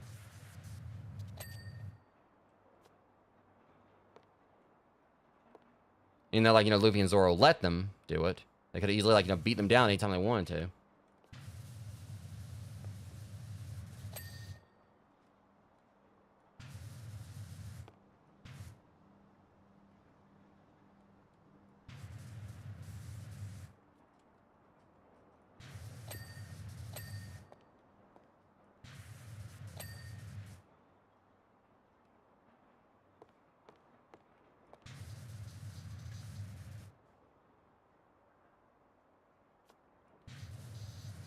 I mean, I'm here just listening to it. I mean, for me, my favorite era of wrestling was WCW, no doubt. I mean, I'm kind of like digging AEW. I mean, I love AEW. I'm not really like, you know, in on like, you know, for like the whole fanboy stuff where people are talking like one's better than the other. I really don't care. For me, if I like wrestling, I like wrestling. I mean, for me, like, you know, because a lot of people like they call it like the flippy floppies or whatever, but for me, WCW back, you know, with all like that's what introduced me to like Lucha Libre.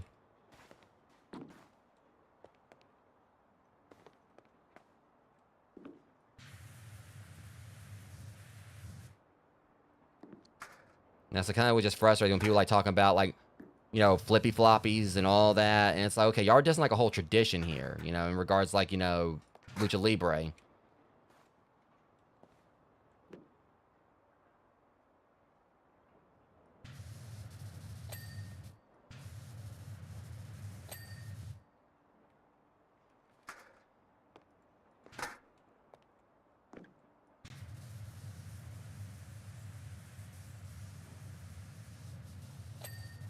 I can get like what some people like will probably like say in regards like the whole thing with like when like someone like kicks out like 20 finishers and all that, and it kind of takes away from like the you know, believability of the matches.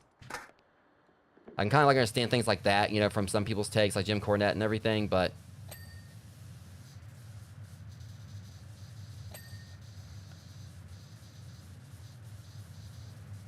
also, I mean, I'm also like someone who definitely like has gotten like, you know, a lot of like entertainment, like a lot of love out of like some of the stuff I've seen, like based the whole thing with the Bushi versus the or like anytime they've had like the wrestlers fighting the blow up doll, and I forgot its name, but the fact that you got like a guy like right there fighting a blow up doll and actually making it look like the doll is actually believably kicking his ass, that takes skill. That's when they kind of like made me such a fan of Ibushi. Like the fact he's gonna sit there and make it seem like this blow-up doll is doing multiple Canadian destroyers on him, so he's basically having to do like backflips, laying on the back of his head, or where multiple times make it seem like this doll is actually beating his ass. That takes skill. Like for you to actually make it seem like an inanimate object is beating you up, you know.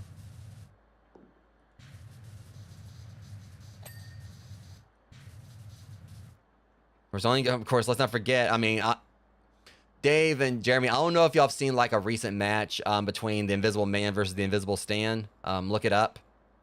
That to me was hilarious.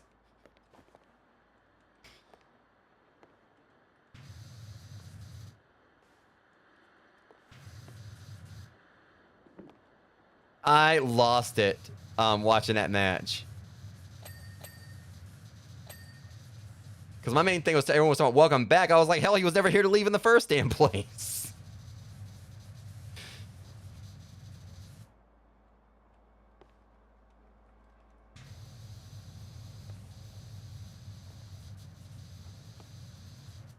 And my take on it is that, yeah, some of this stuff can get very ridiculous, but I mean, this also is like the same kind of like, you know, medium where, you know, we've had like, you know, a guy like, you know, basically being like a corpse for like 30 plus years and everything, and everyone loves him, you know, talking about the Undertaker, you know, basically trying to portray like, you know, a dead, like, you know, undead, you know, mortician. And we had like, you know, an IRS like, you know, rep, you know, a police officer, all this other like, you know, larger than life stuff and everything, and people loved it and everything. That's my take on it. It's just like, you know, as long as you got people showing up and they're entertained, they're having a good time, that to me, yeah, I don't care how ridiculous stuff gets. Oh, I love me some Penta. It's just wild, like, seeing just how laid back he is, like, outside of, like, the ring. Like, you know, this is a guy who basically has made a career of, like, you know, breaking people's arms or whatever. But he's like, seems like he's just like one of the friendliest, most laid back people, like, you know.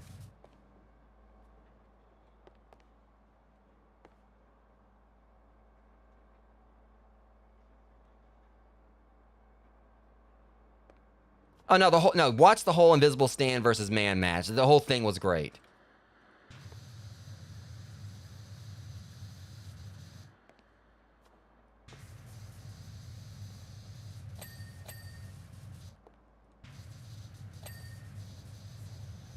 Because the main thing about it was just the factor of, like, you know, just seeing how the audience actually got into it and actually were enjoying it and being a part of the match. Yeah, yeah. That's when I showed you an Elginox.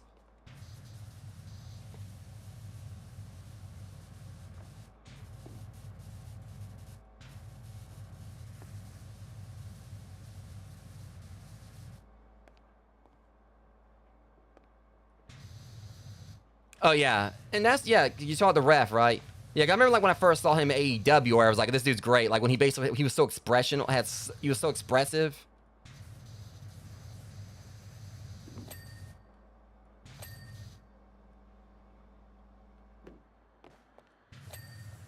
Yeah, he was basically, you know, like, he made that match what it was.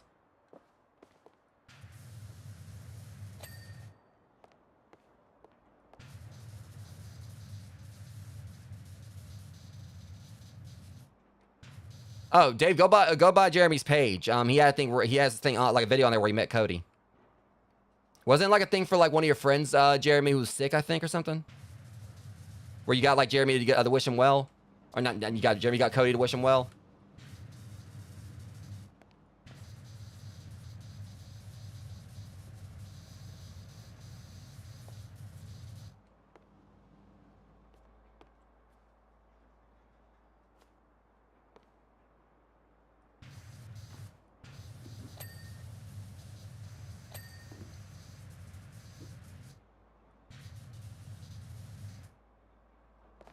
Oh, okay.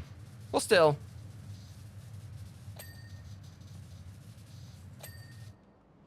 I still think it was awesome, basically.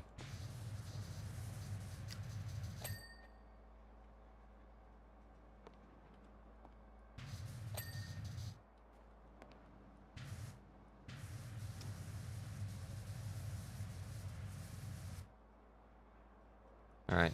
We're almost done with this. I'm just kind of that's the thing. It seems like it's so many things here or whatever, just like little bits I still need to clean up. But we're at 99%, so it shouldn't be much longer. I'm still making good time with everything. 3 jobs in less than 2 hours. I'll take it. Of course, the hell's the other 2 weren't really that long ones.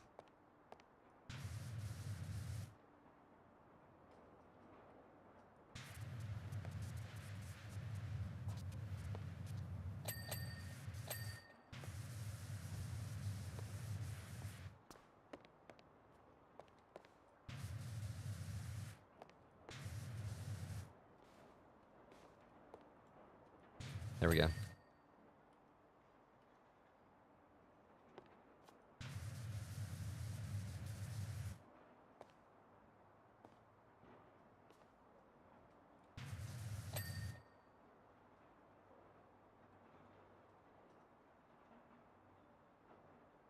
Yeah, I hear you, man.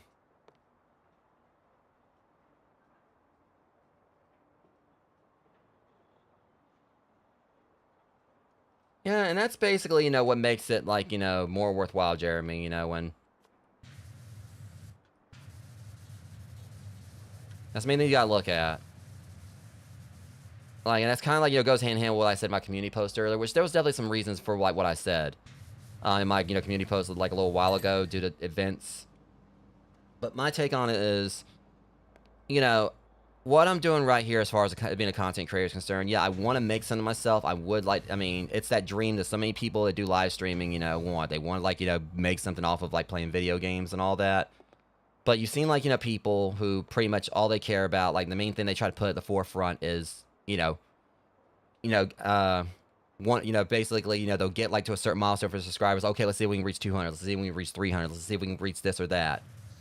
And my thing is that my main concern is whoever it is that supports my channel, I'm more concerned about, like, trying to focus on who's here so far and trying to like do content you guys, you know, can be proud of. I'm not the best streamer out there. I mean, I'm no Markiplier. I'm no Jacksepticeye or whatever. I've said this continuously. I'm not Dashy or, you know, Queso or anything like that. I'm not a lot of these big names that come to mind. And I don't want to be. I just want, like, you know, continue to be like the first me. But as long as I'm like basically as far as like, you know, my content's concerned or whatever, I have fun doing it. But the main thing I want to do at the end of the day is like basically, you know, make those who, you know, support me proud and all that. And you're saying like, and I say it's cathartic night for you, and you know, and I'm happy for that too, man. I'm happy that my stream is a place where you could like hang out with another wrestling fan, just come in here and talk about your interests. That's what I want this channel to be, a place where people can come in and hang out, just talk about what they enjoy. You know, it's basically, that's kind of like what my dream is as a creator. I mean, even if it ever reached a point with this by chance that I'm got so many viewers where I can't keep track of the chat, as long as you guys are still entertaining each other, having a good time, that's basically, you know, what I want as a content creator. And that's what, you know, that'll be like my proudest moment. And that kind of like, you know, definitely makes me feel happy, you know, like you're saying, like, you know, basically, you know, your mom, like, you know, making your mom proud. And that's the main thing that basically, you know, makes anything, you know, like you're trying to do worth it. You know, remembering, like, you know, keeping in mind those that, you know, you're doing it for and everything, you know, who are rooting for you, or even if they're no longer around, they would be. Like when it comes to like, you know, trying to make something yourself, so many people are like worried about popularity, about money and all that. And like I said, I got reasons for the post I did earlier where I was kind of speaking on, you know, people who get consumed by the follows. And that's all they, you know, care about really. That's the main thing. And they don't really stop to savor, you know, what they got so far. It's like, you know, you're wanting like, you know, the next 100 followers or whatever. Take time to appreciate the ones you've already got, those who are already supporting you. You know, worry about like, you know, making content that they would be, that, you know, those that currently in your life, you know, would be proud of. You know, the other stuff's going to come in time or whatever. I mean, we've only got like one life to live and everything, but, you know. I guess I kind of like spells I can kind of relate to on that. And, yeah, Mark Briscoe, I love the whole redneck kung fu thing. And just seeing, like, you know, him continue to carry on. That's basically like a whole thing right there, too. You know, the fact he's still carrying on, like, doing what he's doing, you know, without Jay. And because I haven't really watched a whole lot of the Briscoe brothers, but what I had heard of them, whatever, you know, was, like, you know, just a lot of amazing things. And, like, just waking up one day and then seeing that Jay got X, I was like, shoot.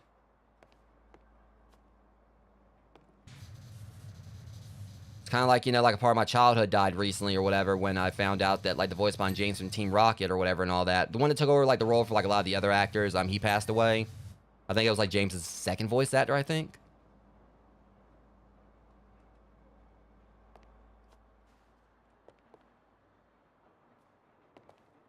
Yeah, and that's basically, like, the most, like, you know, any of us that really do enjoy what we do with content creation can do, regardless of what kind of medium it is, be it live streaming, journalism, or whatever. You know, it's having something to keep you grounded, you know, keep you focused, keep you rooted, and have you not lose sight of, like, you know, the big picture on stuff. You know, I'm just someone like that wants to, like, try to balance things. Like I said, yes, I do want to, if I can make a career out of this, that'd be awesome, considering my circumstances I've been dealing with. It'd be awesome, like, you know, to make a career out of, like, playing video games and just entertaining people. One of the things that always makes me happy is whenever someone comes in and says that they, you know, found a new game they enjoy because of me. Or, like, you know, they, like, you know, they're revisiting a game that they used to play because they saw me playing it or whatever. That's, like, one of the main things that really makes me happy, you know, when I basically help others, like, reminisce or open the door for something new for them. So, you know, things like that keep me grounded, you know, and at any time, I mean, that's just, like, do want to make something of this.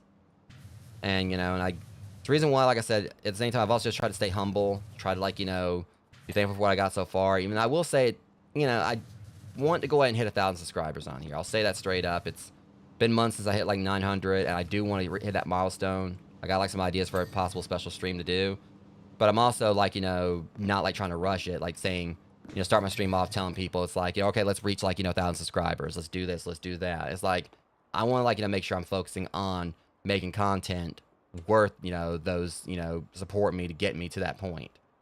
Not just like, you know, saying, hey, you know, let's reach this milestone because I'm totally entitled to it. It's not like dissing like all people out here that do that or whatever. As long as you have a balance or whatever, you know, yeah, like, you know, talk about the numbers. You know, tell people you got this goal you're going for, but don't let that be the primary thing because, you know, there's so much, going on in the stream community where people, like, seem like they only care more about, like, the numbers than anything else, and they've stopped, they don't take the time to think about the people behind them. So, the thing is, like, it just, like, I guess, kind of, like, because, like I said, things have happened, kind of, like, irked me a little bit, like, in regards to things today. I'll just put this in perspective. I did do some community posts about it, but there was, like, someone who came by my Chrono Trigger stream earlier, and my take on it, there's a time and place for everything. When you see someone that's live, and this is something like a little bit of advice for those who maybe want to get into streaming, or basically, as a viewer or as a streamer, if you're a viewer, don't bring up stuff that's happened previously with you and the content creator when they're live on their stream. Especially don't go and try to make, like, an alt to dodge a ban. You got something, like, you want to say in regards to, like, apologizing for something or owning up or anything like that, reach out to them, like, on another platform where we can do so privately instead of, like, making things awkward, like, while they're live. And the streamer appreciates the sentiment, there you go. But also, if they don't go disliking their content or trying to, like, do this or that, because it basically takes away any kind of credibility from you apologizing. But basically, to kind of put it in perspective, someone came by today. They tried to, like, come by apologizing for stuff that happened months ago or whatever. My take on it is, okay, if they would have, like, done so in a, message or whatever, I would have, like, been open to kind of discuss things more with them. But they try to bring it up on my stream, on my time right here. Not just my time, but the time of my viewers.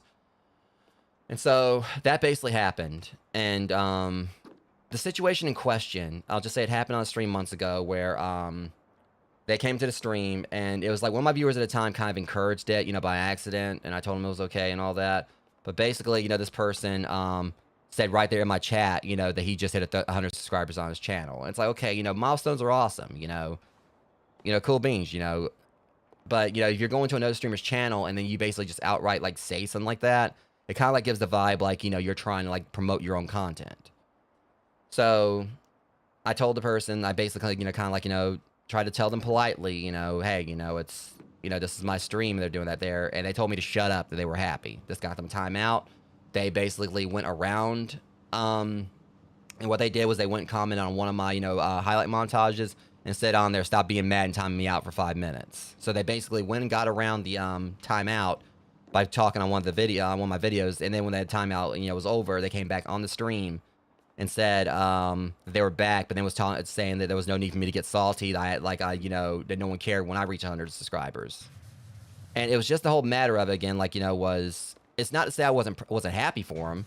It's the way he went about, like, basically, like, broadcasting on my stream when I just knew him. If it was someone that had been like a regular on my channel, yeah, sure, whatever. If Amber came on there and said, like, she had, like, just hit, like, a milestone, okay. If Elginox did, but going onto a random stream and then doing this, it makes it seem like you're basically trying to, like, hype yourself up and try to, like, pull, like, streamers' viewers away from them. So from a streaming standpoint, you don't want to do that.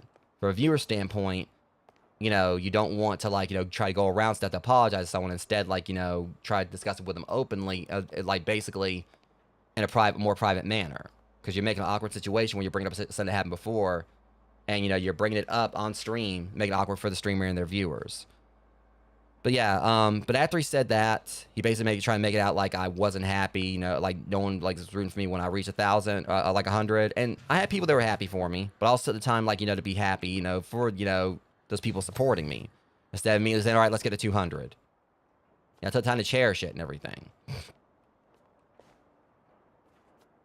And, yeah, in ways that maybe it made me look kind of like, kind of a bit of a jackass to say that to him. But I was also just kind of like trying to say, hey, you don't do this. And they want to turn around and say, shut up, I'm happy. And it's like, this isn't your stream to be telling someone to shut up. But yeah, it's so many people feel, I think, like they get, like, consumed, like, with the numbers. They really don't stop to take the time to actually enjoy, the journey instead of, like, just trying to push the whole grind thing.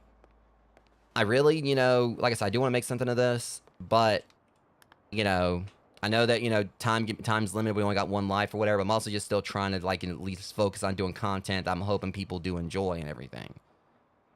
Because whatever money I get from people, like, donating or just people coming and giving their time, I want it to, hopefully be something I earn. And I know I'm not gonna be for everyone. As I've said before, you know, my take on it is that if every person, you know, was loved by every person out, like everyone out there, their content was for everyone, every person would be partner, every person would be thriving. And, you know, I like having, like, you know, goals to work for, you know, instead of like just like something where I'd be pretty much be given everything and I'd end up getting very complacent over it. You know, if you're given something, it doesn't have the same impact or whatever, and same, like, you know, I guess euphoria or whatever from, like, you know, you earning it.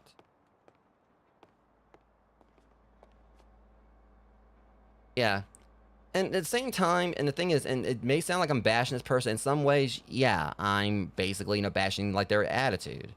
But I would like to see them still, I'm hoping that they do, I mean, part of me does really want them to actually get somewhere with their content, but to kind of put it bluntly, also pull their head out of their ass or whatever and realize it's not just about just not just about the subs. All right, ceiling lights. It says like there's 8 ceiling lights.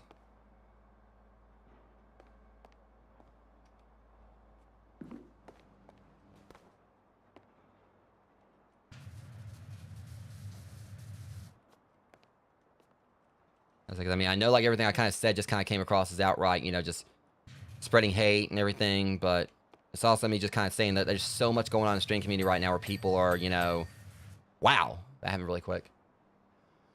All right, Dave, appreciate you, man. Appreciate the good talks tonight. You're awesome, dude. I also appreciate the donation. But yeah, and also even still, Jeremy, because the thing is, you know, as far as the positive group thing or whatever, I mean, I'll be the first to say, you know, due to a lot of stuff that's gone on lately or whatever, I haven't really been the most upbeat person due to like so much has been going on with, you know, all that next door, which hopefully again it'll be done by the end of that'll be over by the end of August and all that. I've had my moments where I've definitely had to improve as a streamer. I still ain't perfect. I'm not perfect as a human being. I don't try to be. I'm not perfect as a streamer, and I don't try to be. The best that I can try to do is just, you know, try to be better than I was previously. You know, I've had like, you know, a few years on me as a content creator to really kind of learn from mistakes I've made, and some that have cost me friendships. You know, times I really wish I could apologize to people I hurt. You know, things I had to learn from myself, and that's the reason why, you know, I feel like I'm in a bit of a place to talk about this or whatever, because, you know, I've made mistakes myself, and some of it is like regardless of me like saying this person has a bad attitude. I'm someone at one point who had a bit more of a bad attitude who need to like really pull his head out of his ass. I've been there to know that sometimes, like, you know, if you go about things the wrong way, it can definitely, you know, cause problems for your content. And then, you know, some people unfortunately go to route of like trying to take it out on others. I mean, I've never really done that. I mean, I basically have just kind of like, you know, looked at like, okay, how can I improve? And with the job's done. Just a second. There we go. Either way. Okay, so that's looking like a whole lot better now. I just feel like, you know, more people, like, you know, if more human beings actually did take the time to really kind of self-reflect instead of blaming themselves, blaming others, they actually would own up to their mistakes and try to improve this world will be a better place. All right. Hey, Tifa told me I have to make sure you did your job. Huh. Not bad. Done a lot of cleaning as a merc. You're the real deal. I see you watch my store, too. All right, we're done with the small talk. Got more important things to do. Bye. It's bad that kind of sounds like it's on brand for, you know, for Cloud. From what I've seen of him, that basically he's basically just doesn't really say more than he needs to say.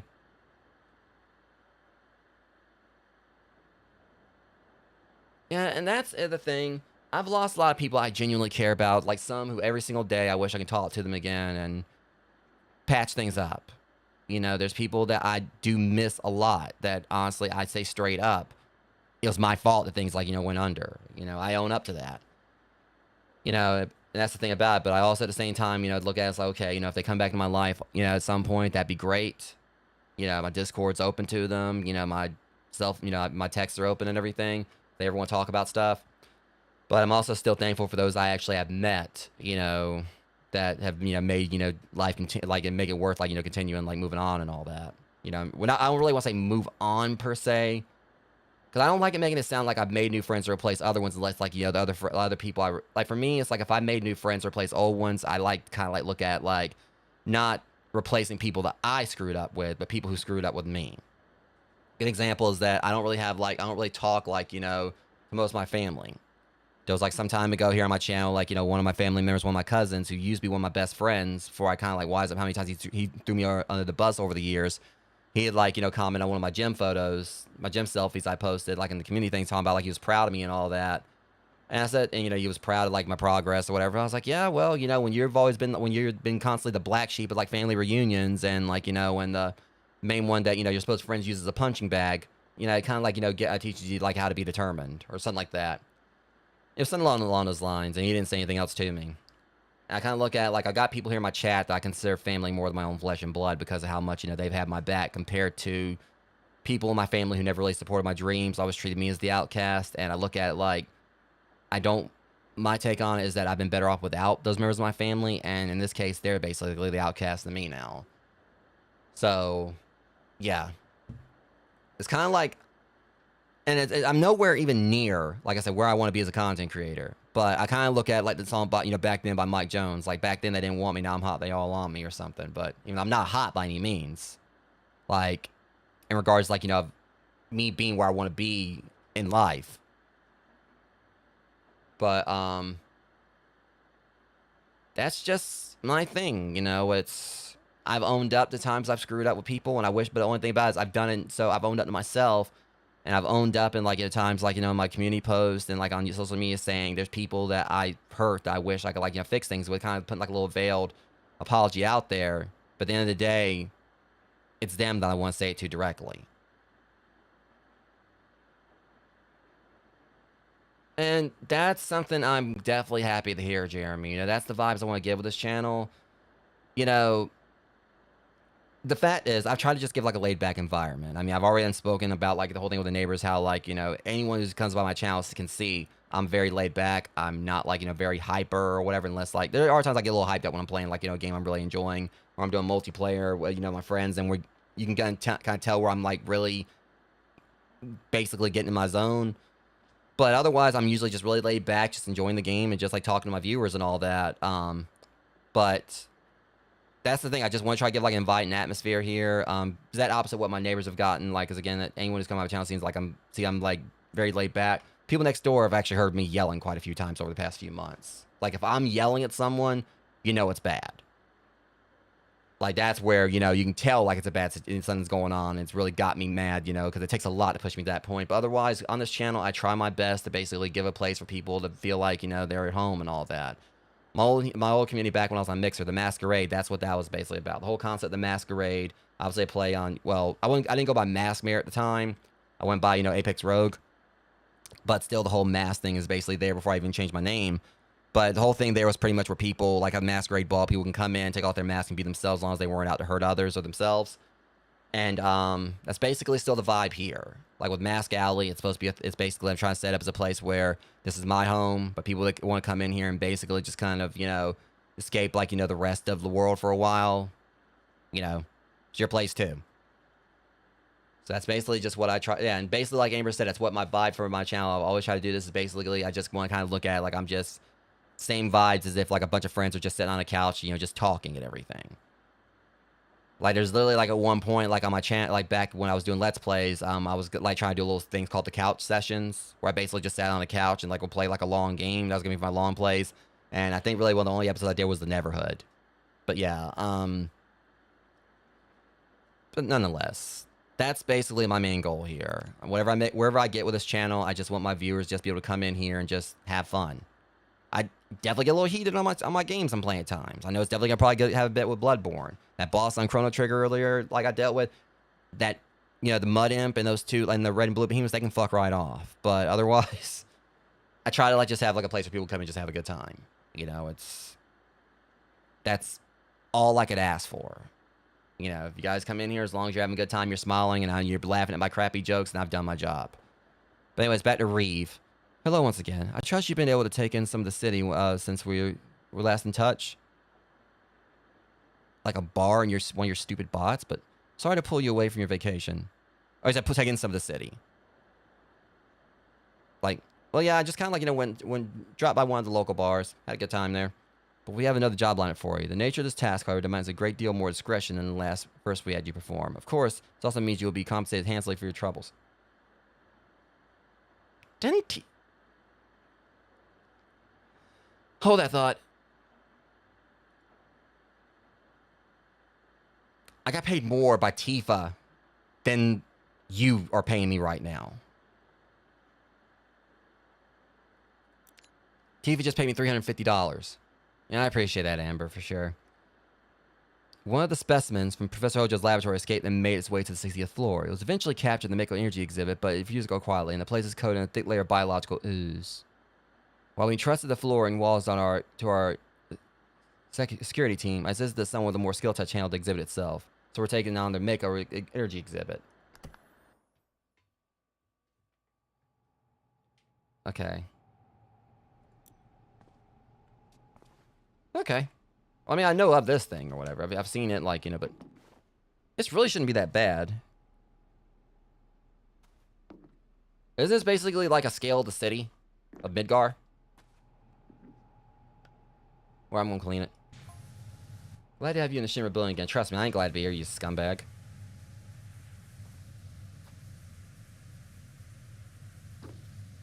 Like, is this Midgar or this is just like, you know, probably just the Shinra? Just the Even though I might not even be where I am today without the company's stunning advancements in Mako harvesting technology, I have rarely visited this exhibit, and I believe I finally understand why. Alright, lay it on me then, you corporate bitch.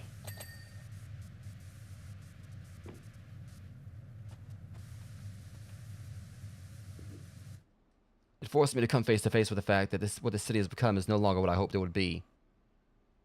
Right now, it looks like, it was like an episode of Double Dare or something. Terrible darkness has settled over Midgar. Who knows when it will lift, but I digress. You don't let Sephiroth hear you say that. I don't know why, it's just like, that made me think of, like, you know... It's like, it, and like, look, oh yeah, that's when the darkness, what? Oh, that's just the shadow of a meteor coming down on us. What? I mean, if you pulled your head out of your ass, where you might be able to actually look up and see it.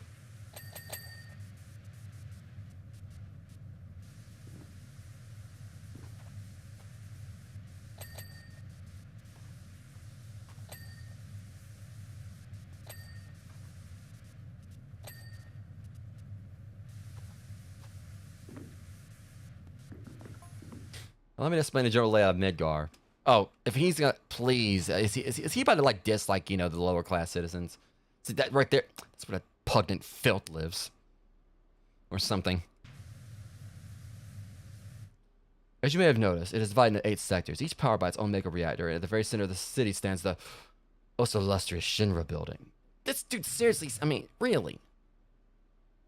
I'm gonna go through one of these rooms. There's actually gonna be but. As the city's design is predicted on the use of Mako, perhaps I should explain what that is at first. I'm literally gonna walk into one of these rooms and there's literally gonna be like, he's gonna be on the floor trying to propose to the whole damn building.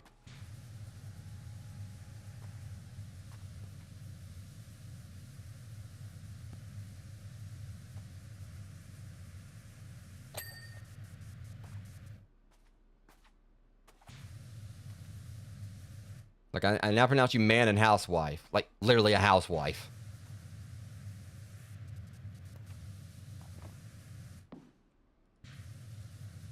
It won't be like to love or love and told. It's to love in the household.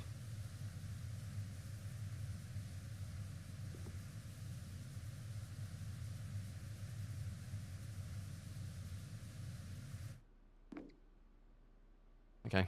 This is going to be a pretty quick job, methinks.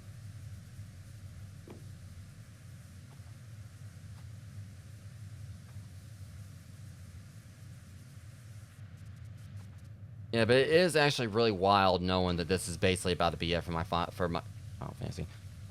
power wash, you know, playthrough. Because again, like, started this back in 2022, just played it off and on since then. Kind of like took like a big backseat for a while I was doing like Arcade Paradise, and now knowing that this is going to be my last stream for this tonight, it kind of hits. But again, I'm also really excited for when the next game releases. What do you want, Reeve? Mako is a substance that flows under the surface of the planet. Yeah, you know, and you're also like, you know, your greasy self or whatever, you know, you're... I said like a sun's coming out from underneath your shoe too, from how oily you are. Our skilled engineers have learned how to convert this substance into electricity, which in turn has greatly raised the people's standard of living. I'd hoped that this innovation would allow Midgar to become a veritable utopia. But All this lower class filth. So repugnant. So rancid. Unfortunately, whatever this progress, there are setbacks. I don't know, he just seems like he'd be the type or whatever, you know, you can walk outside or whatever and have like a clothespin like attached to his nose, like the moment he walks across, like, you know, someone who's like, you know, got like, you know, less expensive shoes than him.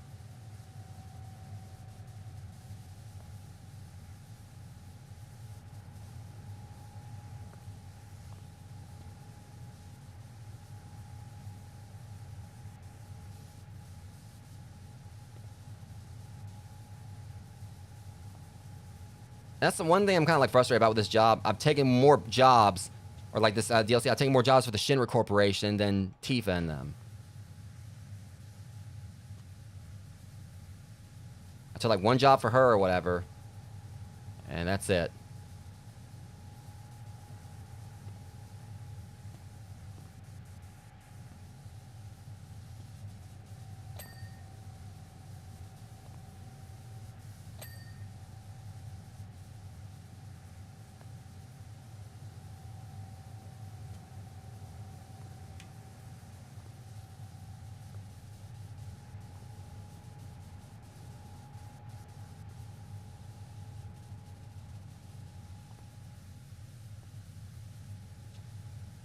So it looks to me like the entirety of the... Oh, never mind. Yeah. Okay, so... Alright, I get it now. So the base or whatever, it is like different ones. So this is sectioned. Or probably the inside or whatever.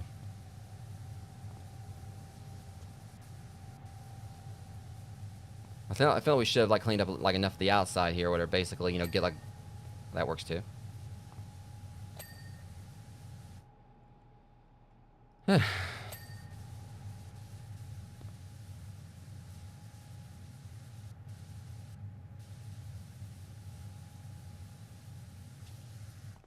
Yeah, see, there's bits inside here we gotta get to.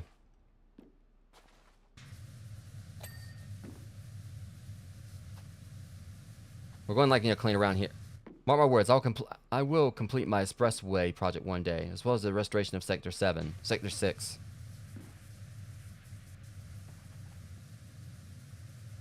Go team, I guess. Good for you.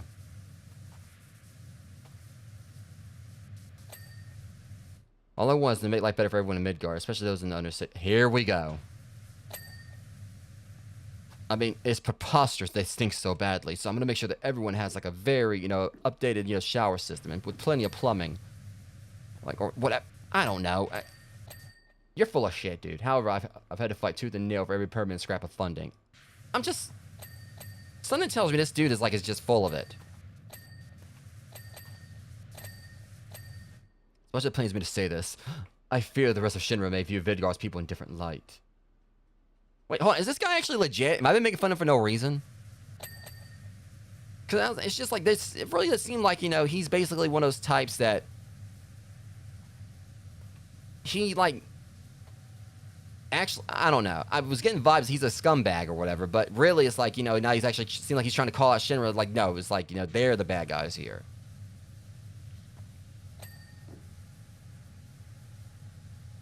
I mean, I know, like, shit, Rufus or whatever. I know, like, you know... Outside of, like, what they did in Advent Children, where, like, you know, he wasn't really as antagonistic, I guess. I believe the Turks actually, you know, were kind of, like, you know... I know, like, the Turks or whatever, I believe, like, you know, Reno and them... Reno and Rude were, they were mainly, like, more antagonistic towards Cloud and them in the games. But, like, in Advent Children, they kind of, like, were more heroic. Again, I don't know enough about the games to kind of really know, like, the whole thing with the Turks. I know they were kind of, like, more, you know... I do know, like, you basically had to, like, deal with them in the games. That's about, like, most of what I know of them. And so I'm going to this kind of like how it is with SpongeBob. You know, me not the most versed on Final Fantasy VII, knowing some things about it.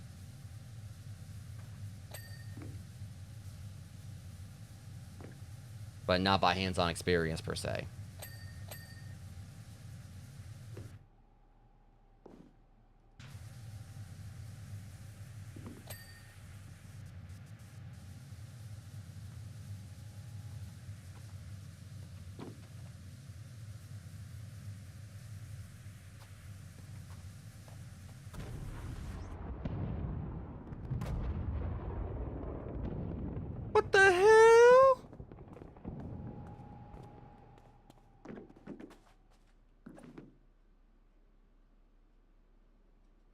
Well, that just came out of nowhere.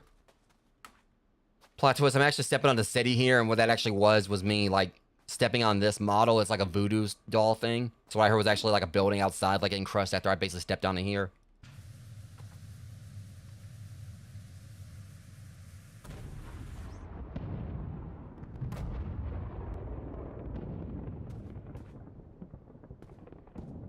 Am I triggering something here? Am I making this happen, or is it just because I'm getting so close to completion? Like, there's actually something dynamic here. It's like every time I get over here at this part of where like something blows up. Okay, never mind. Did you hear that? It sounded like an explosion. Okay, look. If Avalanche is coming in here trying to storm this place or whatever, can I finish this first and clock out? I should not even clock out because I'm not even clocked in. I'm getting freelance. I like how they actually made this more dynamic. So basically, like, as I got, like, up to here towards 80 or whatever, as I, you know, got progress to start blowing up. So I'm guessing this actually might be the place in the game where, like, they're actually storming Shinra headquarters. I just see word about complications with Reactor 1. Yeah, I'm over here cleaning Reactor 7 on this thing or whatever, so if there's some kind of voodoo doll bullshit or whatever, I didn't touch it. That's all the way over there. Please excuse me, but this issue requires my immediate attention. Have fun with that.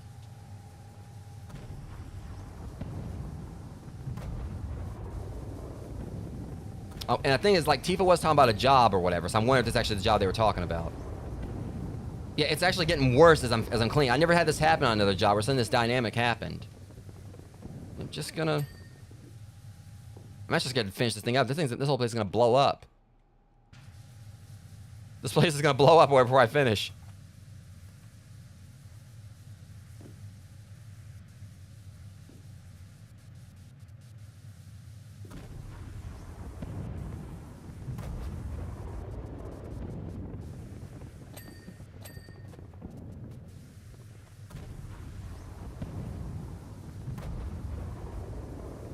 Well, let's be real. Of course, I mean, the thing about it is, I know, like, because the Back to the Future thing, they had, like, something happen right there with, like, the car, like, taking off. But, of course, like, you know, Square's going to go up, like, them being the publisher of this game, whatever, they're going to go up above and beyond with, like, trying to, like, give a little bit more oomph or whatever to the Final Fantasy stuff.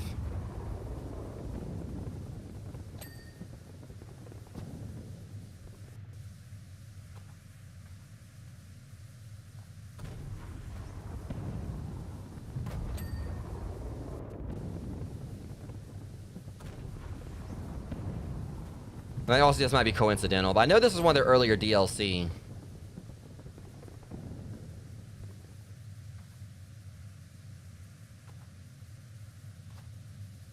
Yes, this is where this is going to be a little tricky. It's a smaller thing, but... Again, so many little... Just kind of like looking at it by each plate.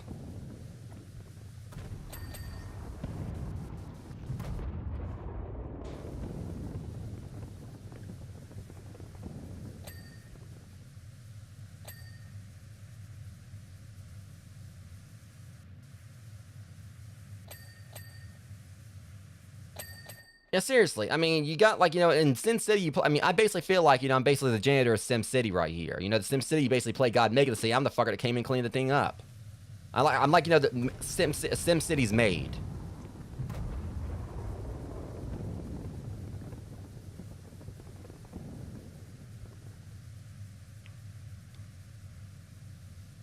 that damn gnome fountain. Yeah, no, yeah, it's definitely better than the fountain.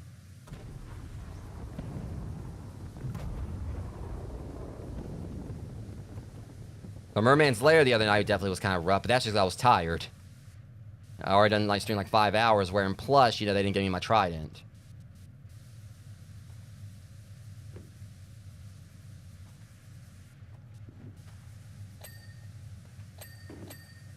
Here we go.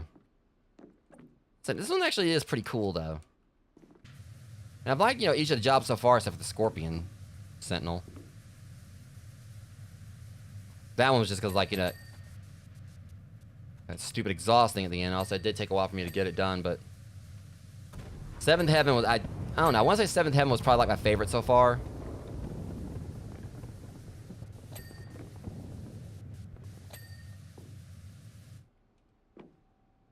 Oops. Oh, not really oops, but...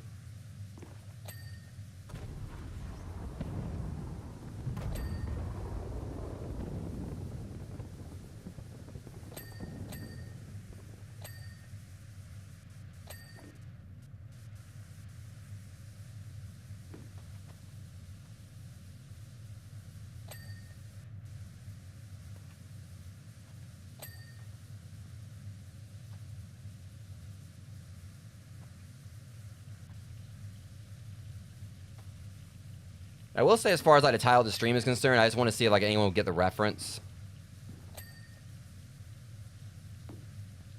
It's from a Final Fantasy Abridged thing. I figure like Mickey D43 will probably love it.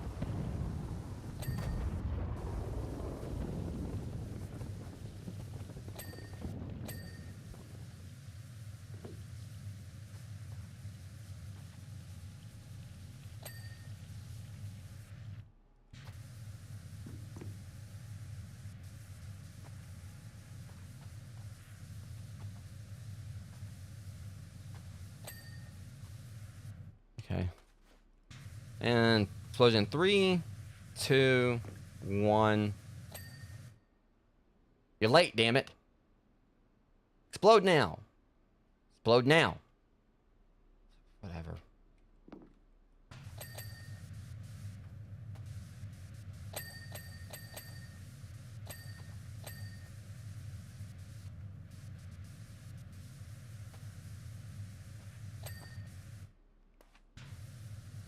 Imagine the worst case scenario. I get all this clean, all this is spotless, and all of a sudden, like whatever it is they're doing outside, I thought it was a window. It's not. All those windows just like it's. But then all of a sudden, next thing you know, the whole roof caves in, and just all you see is just soot and everything else all over this. Like everything I just did, like it ends up getting dirty again.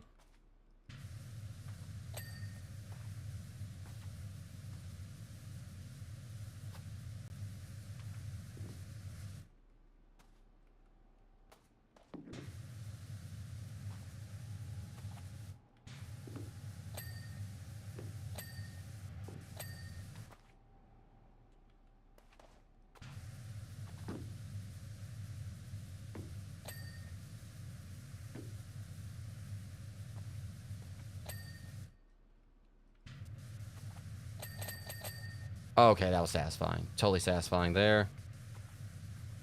It's all the little dings in life.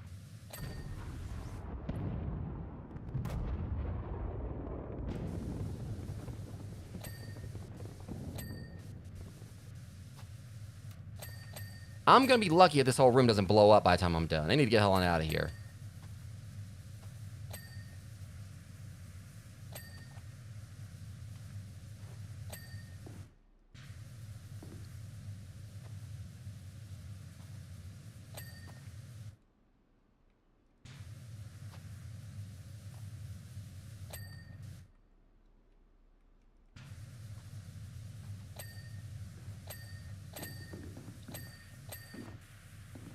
Oh. Yeah.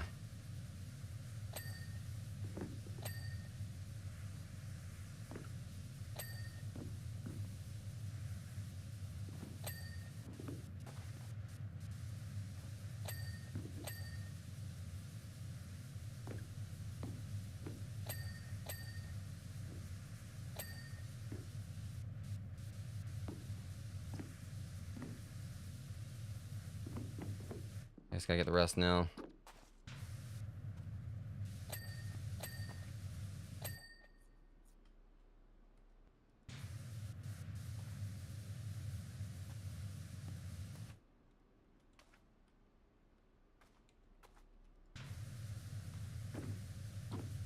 Like, I can just imagine, just picture this.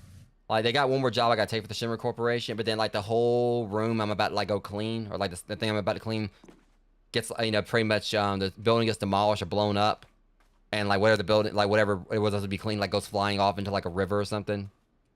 There's, like, any particular body of water around here, and, like, just immediately gets, like, you know, just doused in water. I immediately, like, you know, does he get the job? Like, really random thing.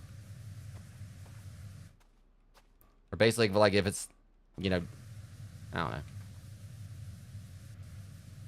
Might be a little bit of sleep deprivation talking there again, but just picture, like, you know, one of them comes in, blows everything up, something happens, and then there's basically no job for me to do, so that's basically it. Again, like, instant, like, you know, job complete.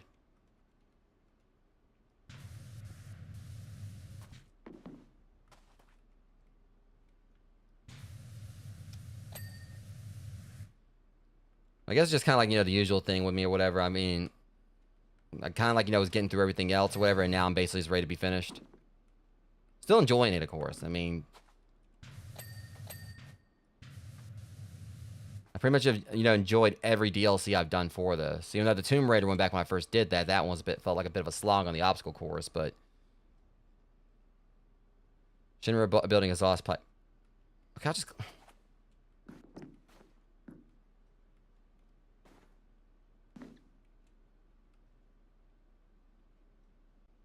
This place has too many moving parts. Thank you very much. Shinra building exhaust ports.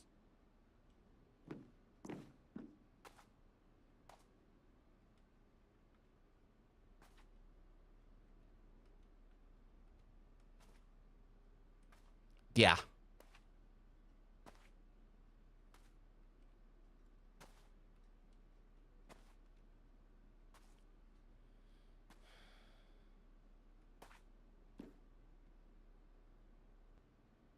Okay, so at least I know what they look like now. Exhaust pipes.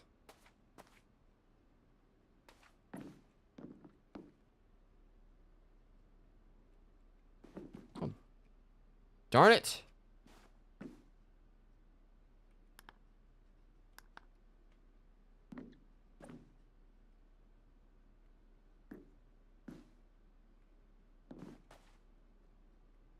Hold up, maybe it's right here.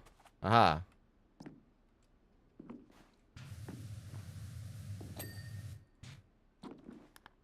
Alright. Shinra building piping. Oh my god, like this, all of it, it's basically about 99% piping. I somehow found the one they were talking about, just, okay.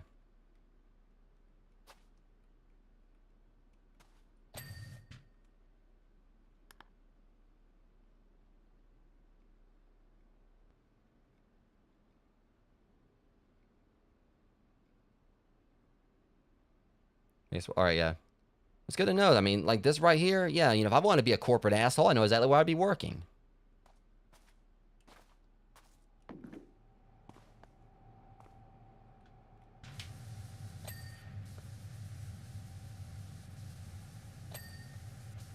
Okay, this should be about it. Just gotta get the rest of these.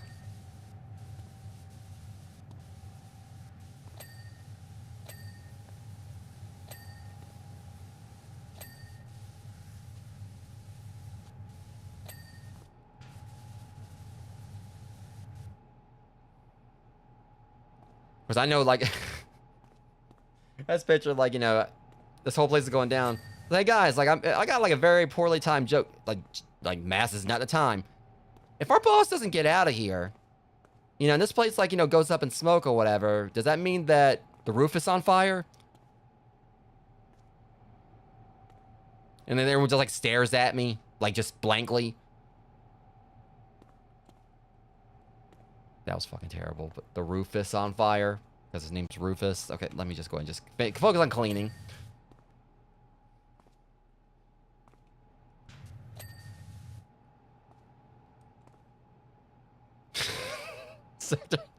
Outskirts. That was horrible.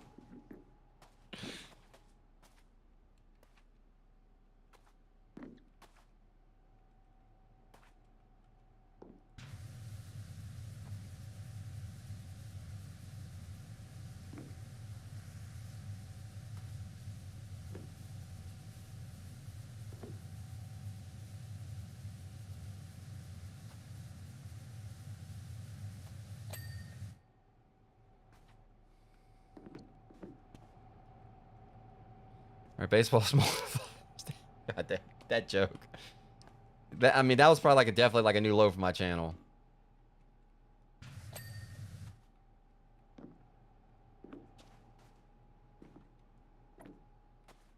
If there's anything on this end first before when those explosion stops.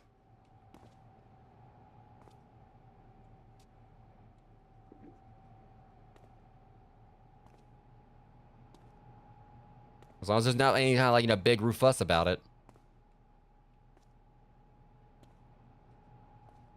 I should just stop with the first one.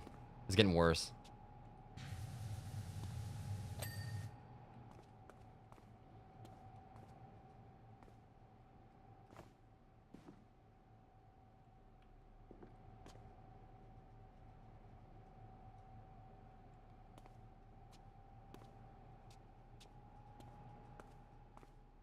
Okay, just keep on like exploring around.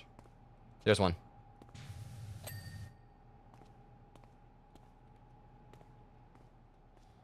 This was definitely one. I like how like I didn't really like it was that small until I got in here and cleaned it, and then actually like I got a sense I'm not gonna finish because just how provocative that got.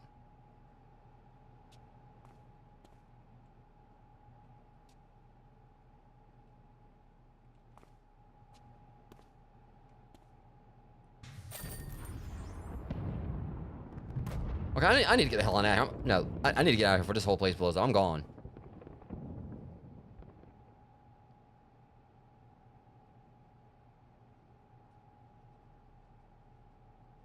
It's the biggest goddamn roulette wheel I've ever seen in my life.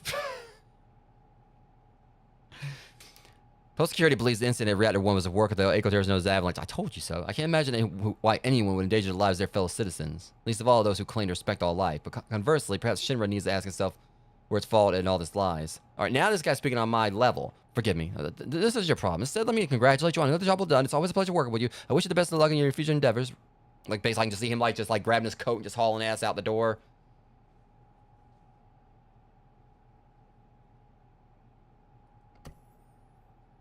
Airbuster? Heidegger. You need it for urgent and unclassified cleaning operation. I'll be brief. Our unstoppable new airbuster has been undergoing intensive durability tests. We've thrown everything at it. Enhanced ballistics, concrete walls, Hojo's hideous beast, and there's nothing it can endure. We've been covered in liquid Mako and it still works. Those average fools won't even be able to put a dent in it. As its prototype is to be our new flagship model, you were to clean every square inch of it. I will not have it go into battle looking like some dingy antique at a swap meet. You do realize that, you know, your whole place is getting blown up, right?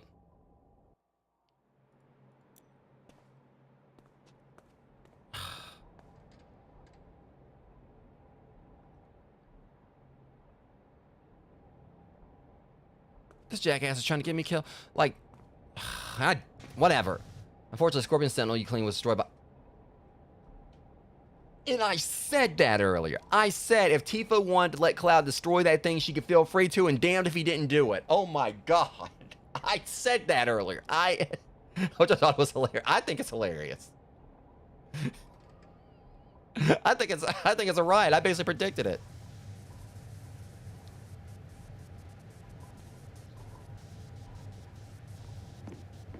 I find hilarious that long-haired lunatic doesn't think his precious creations are next. Dude, the whole freaking, you know, building is about to be next. I mean, I'm gonna like go and finish, like clean this thing. It looks like it's sitting on top of like a blue shell from my Mario Kart or whatever and get on out of here. I need to collect my paycheck and go before I get blown up. Welcome in, OG Bone.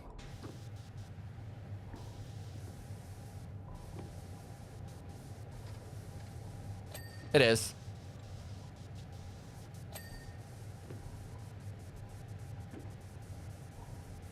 Watch his back. In a way, Avalanche just played right into my hands. Or, I'm doing the wrong voice. In a way, Avalanche just played right into my hands. I was forgetting to do the voice there.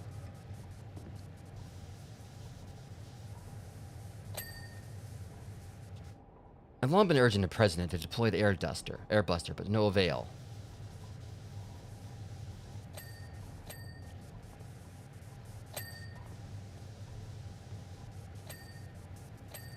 Thanks to those pesky gnats buzzing around Shinra's ear, however, he finally decided to sign off on it.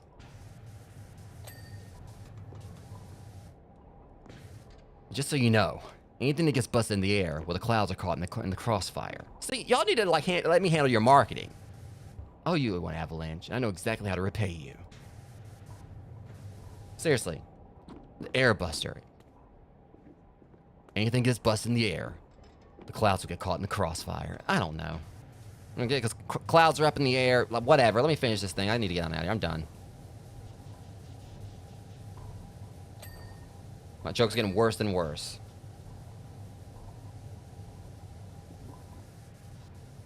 Oh god, crossfire.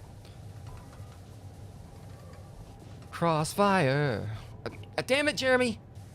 Now you got the... You got the freaking commercial stuck in my head now.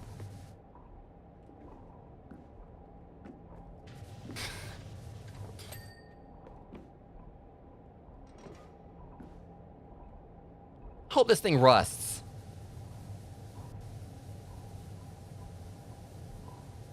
Okay, that's actually kind of satisfying. Getting like a little bit of dirt out from in between, like the little floaty magical domino things.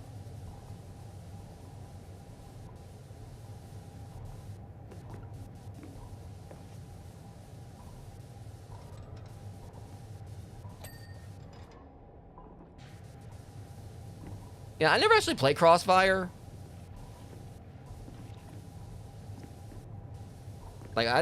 Like in my household as a kid, we didn't really have like a whole lot of board games, but you know, we played Monopoly. I think a little bit of Clue.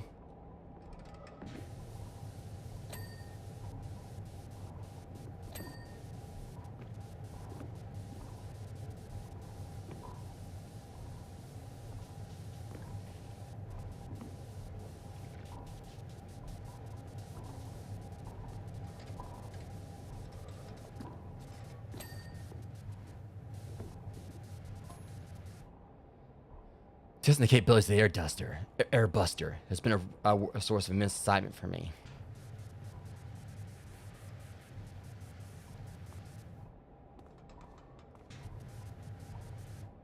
Machine guns, cannons, grenade launchers, the ability to fly. And it also does a pretty damn bang up job of making sandwiches as well. This beauty has it all. But can it play piano? I didn't feel a thrill like this since I fed some deserters to the wolves, literally. You know what? You really need to get outside more. And we got like, I'm sorry. This thing looks like it should be a Yu-Gi-Oh monster. XYZ dragon, like 1/3 looking. I can't unsee it now. It looks like a Yu-Gi-Oh monster.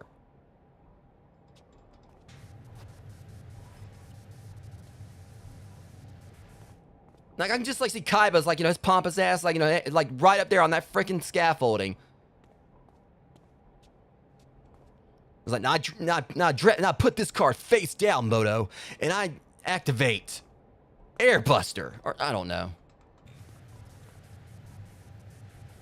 I completely botched that. All the times I made, like, Yu-Gi-Oh jokes.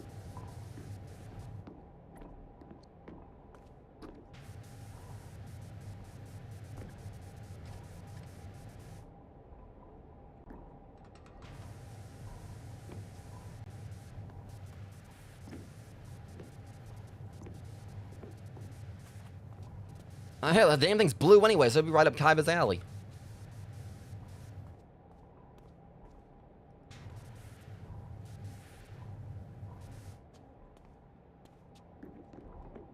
I mean, it's just a caution thing right here. Like, what's the deal with the caution on the forearms? Because these hands are rated E for everyone. I don't know.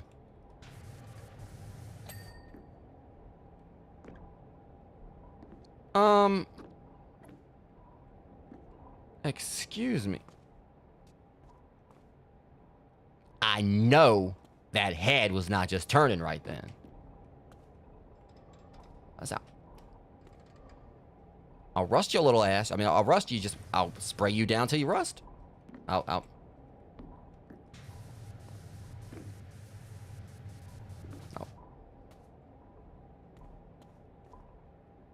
I just can't get over this. It looks like you should be vacuuming a floor. Auto vac looking. What was it? A Zumba or Zumba's dance classes? Roomba.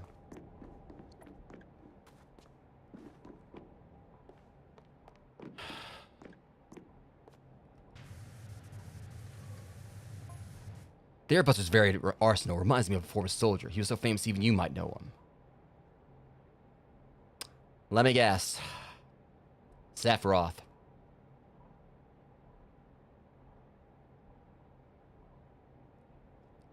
The man's name was Sephiroth. I could tell he was going to be special the moment I first saw him.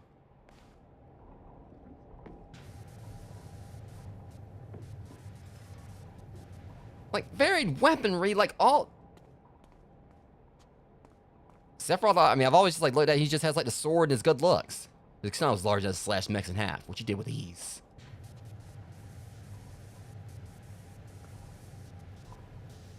So apparently, like, all we're getting from Sephiroth here is a mention.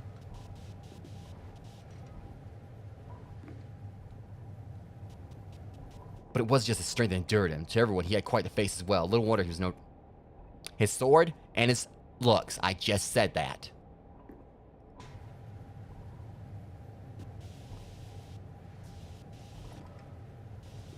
Though in my opinion, a hero shouldn't grow his hair. And I'm just hearing the boss music right now. Dude, you know, I'm just gonna make sure I'm staying, like, you know, about, like, 2 freaking, like, you know... Look, my Final Fantasy ain't about to be cleaning this damn bottle, right? You know, you need to watch your mouth or whatever, because if I hear One Wing Angel start playing, I'm gone. Them's fighting words. Look, I've seen Sephiroth bald. I've seen him with short hair. You don't want it. No, we got the perfect time to bring this up, Rogues. Y'all, I'm like, no, cursed imagery coming up. Just give it a second. So, I don't use that doll-y mini thing anymore. But I made us take a look at a bald Sephiroth. You don't want it. Now y'all are like, now you just saw that nightmare fuel. That is why I'm glad he's got the hair he's got.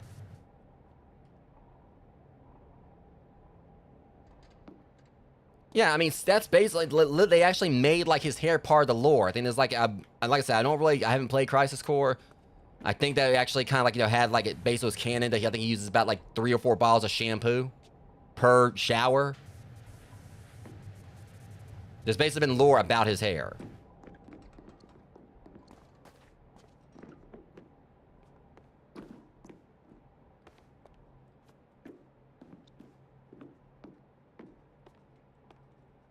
So, you know, you don't think, like, you know, heroes should have their hair that long. Apparently, you don't want your life expectancy. You want your life expectancy to be cut short.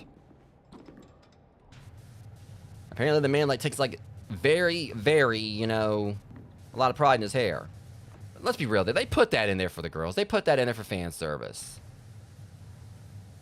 Because you know dang well that if I was... I mean, this isn't, like, dissing females at all. I mean, basically, I just know that Sephiroth is... Girls love Sephiroth or whatever. Except for Aerith. But no, basically, if it would have been a girl playing this or whatever, you know, they probably would have been ready to jump through the television just to whoop this guy's ass for saying that about him.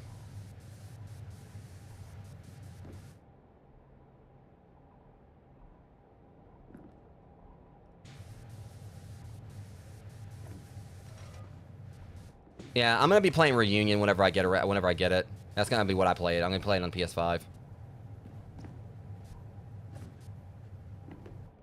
Yeah, like the moment that guy was saying like they shouldn't grow their hair out that long or whatever, you know, I just could have just pictured the boss battle music playing. And I was like, dude, you know, the thing about it is I ain't gotta worry about cleaning this anymore. Well, what do you mean? Because you're not gonna be allowed to operate it.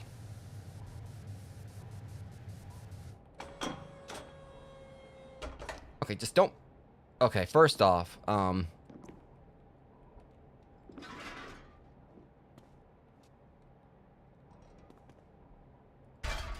watch where you aim that damn thing.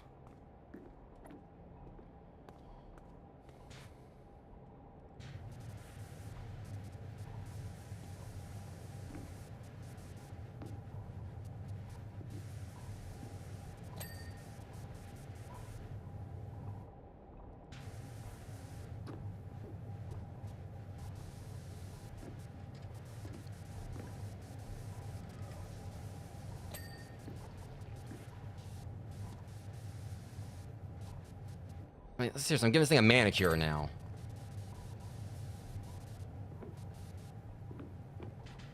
Alright, Real Steel. Let's get the gunk out from in there. Of course, he got a flamethrower.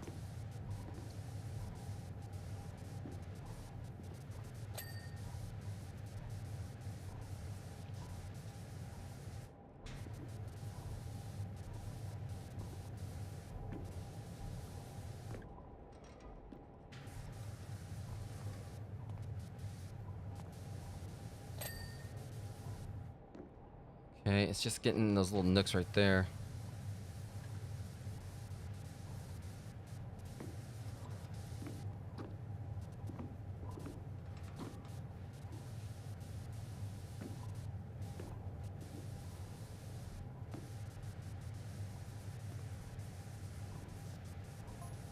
And the Sephiroth went... several went missing 5 years ago. We in the entirety of Midgar felt his loss. Oh, no, keep talking about his hair. You'll see him again pretty soon, I'm sure.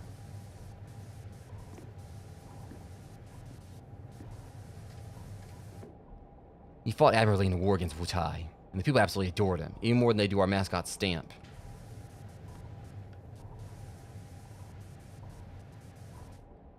I don't think he adored those opinions you had about his hair. That's why I'm trying to go ahead and finish this up before... Although, once they see the military marvel as the Airbus, you...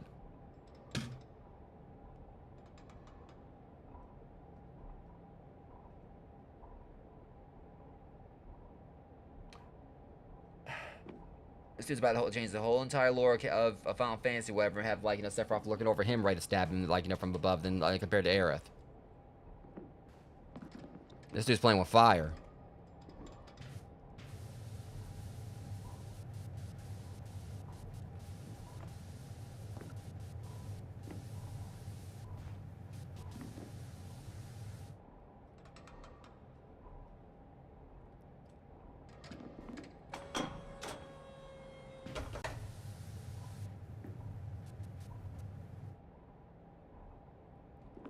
Yeah, I'm hoping you'll get one eventually. At the very least, I'm glad that they're easier to find than they were, so when you can get one, at least you can, because when I got mine, I was very lucky.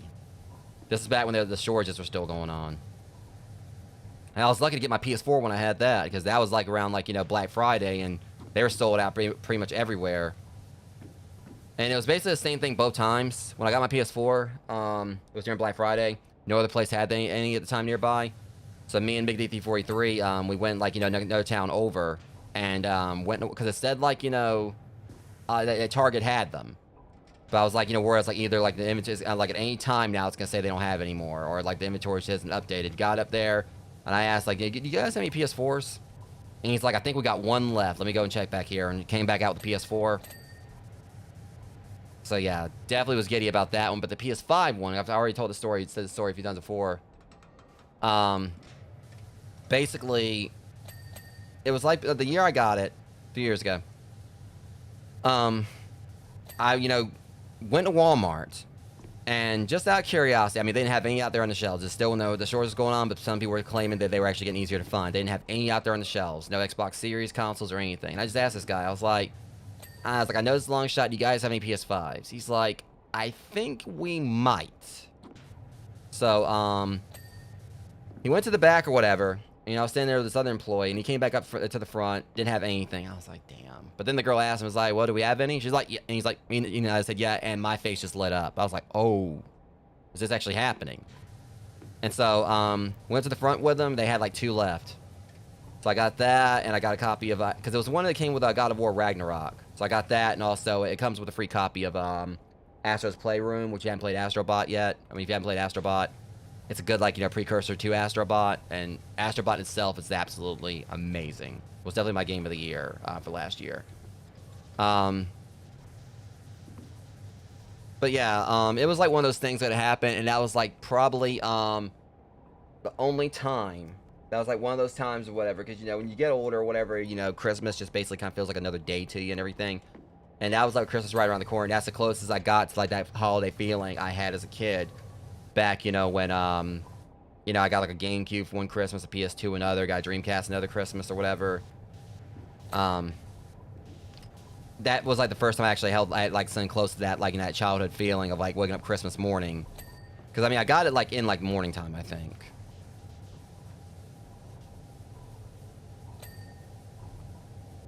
Yeah, Astrobot, like, I absolutely love that game. It was so much fun. I'm still bummed about, like, my pre-order figure. Like, the figure I wanted to get from Funko or whatever, everything happened with that. And I'm still waiting on my refund from it.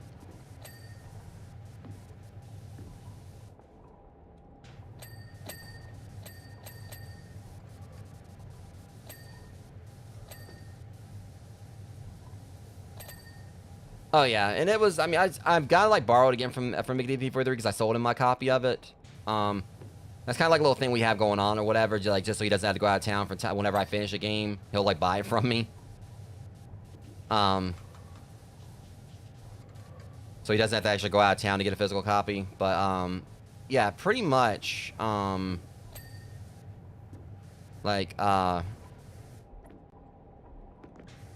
it definitely like blew me away and all that. But you know, again, like, you know, back when I got my PS5, it was like definitely one of those Christmas morning style things where I went up there, and when they said they had it, I was like, I can't believe I'm actually about to get this thing. And then it actually made me feel really happy when Midgar he wanted one afterwards, because I think I let him come over and play mine, or like, you know, like check mine out. And it was like a few months later, you know, he actually managed to get, like, I think like not long afterwards he managed to secure his. 'Cause yeah, for a bit they were like really close to hard to find. I even actually got into it with a scalper, you know, a PS5 scalper on Twitter. That's back when I had my Twitter page or whatever. Because he was like going around claiming on like Newegg's like thing when they were doing Newegg Shuffle, that, you know, when he like whenever he like, because he like said he won the shuffle multiple times, but he always like sold what he wanted, like, you know, manufacturer suggested like MSRP. Went on his page, he was trying to sell a PS5 for $900. And also he was like, you know, scalping the graphics cards and everything. And his whole thing was like, you know, I just need to try harder, you know, to try hard to win. I was like, you don't try harder than Newegg Shuffle. They pick you or they don't. Basically, by definition, trying harder means, like, you know, basically cheat the system and use bots. And I'm not doing that. I mean, I'm not that desperate to where I'm going to be a degenerate, you know, to get something. I mean, if I want something, it's got to be in a way where it's not going to deprive others and everything. Man, I just want my one and done, and that's it.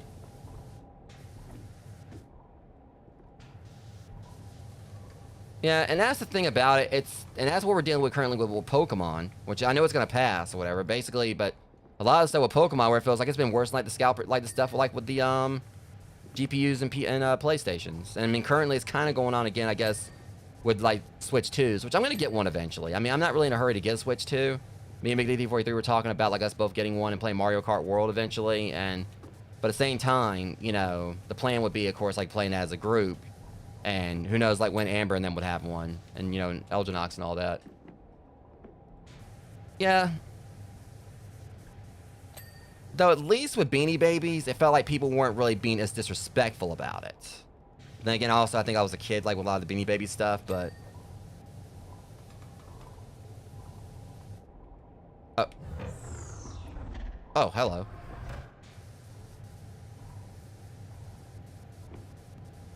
But it's just like the kind of like just stuff you see going on with like Pokemon cards right now. Like, just a lot of people just acting like absolutely stupid and so greedy over it. I can understand like with the, like, my thing is like, if you're collecting like, if stuff is basically just like supply of it. It's one thing back then with Beanie Babies, they weren't really to have like a lot of places online they could distribute them anyway, because, you know, the internet wasn't really a thing as much yet. It was in its infancy if it was going like at the time. But mainly it was just like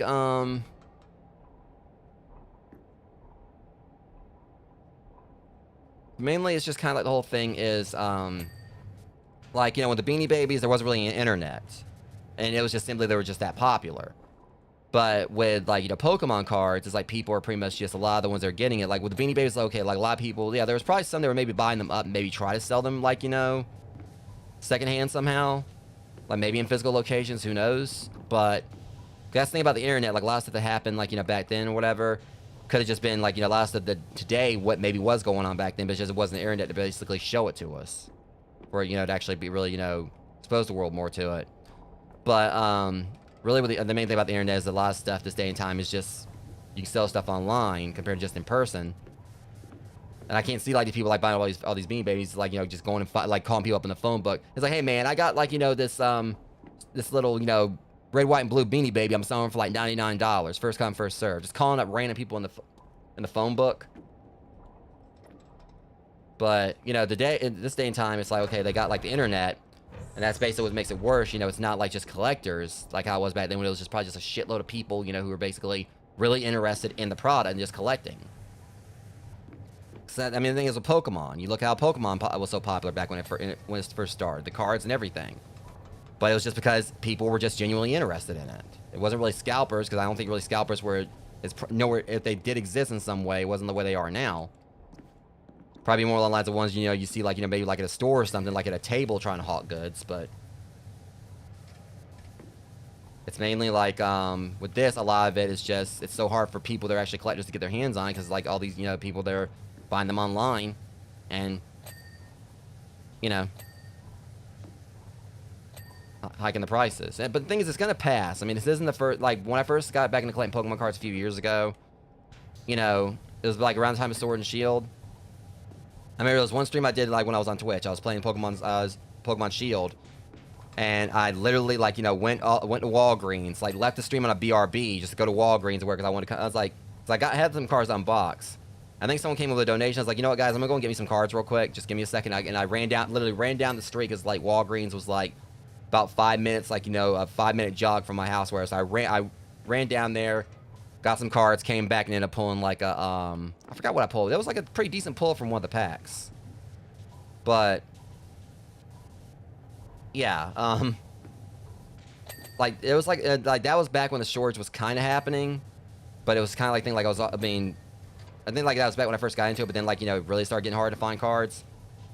But then like afterwards, of course, everything eased up, and you know that's how it's gonna go. You know, it's basically, you know, things are gonna get like difficult finding stuff, and then like, but at some point, you know, this probably has been like the worst it's been, like, you know, and who knows how long, if ever. Eventually, it's gonna like, you know, get easier again.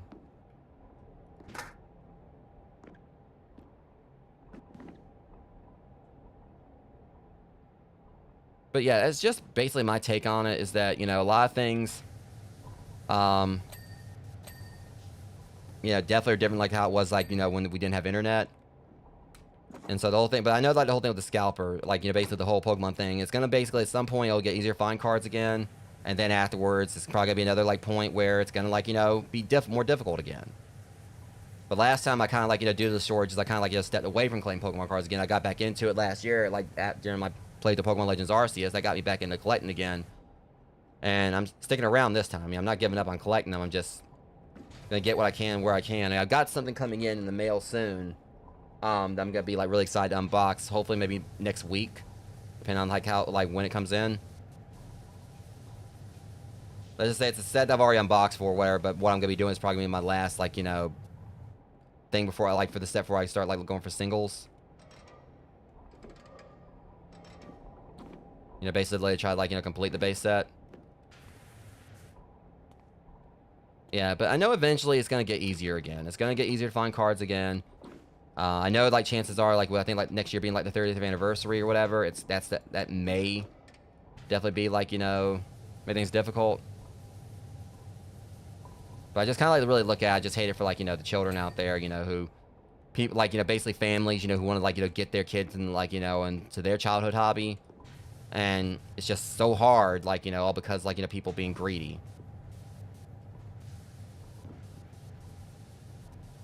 But I also know eventually, you know, that's where, you know, I hate when I see people on Reddit saying they're done with the hobby, you know, they just want to collect cards for their kids and everything. But I just kind of look at it like, just give it time. You know, it sucks right now, but I know it's tough, but, you know, it's like some people say, you know, there's other ways you can, like, you know, collect cards or whatever. You know, you can do singles. Yeah, you don't get, like, the whole euphoria of ripping the packs and trying to, like, get the cards randomly. But like I said, like, as soon as I'm finished up, you know, with, like, you know, what's left for, like, you know, the set I'm working on here, like, once I do this unboxing for what else is coming in, I'm just, like, gonna, like, you know, get the rest, like, what I need for the set with, you know, through just buying singles.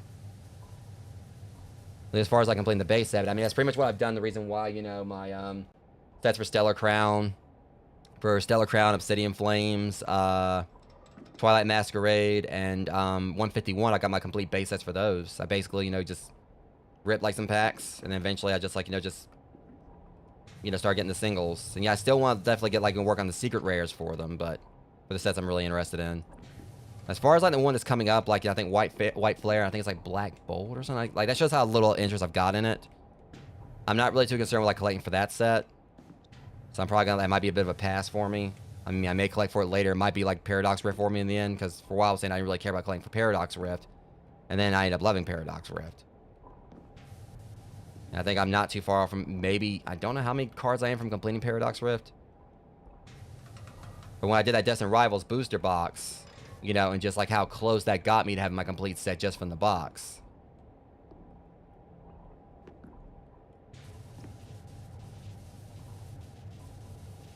I mean, obviously I'm still, like, you know, searching for my Mewtwo with that, but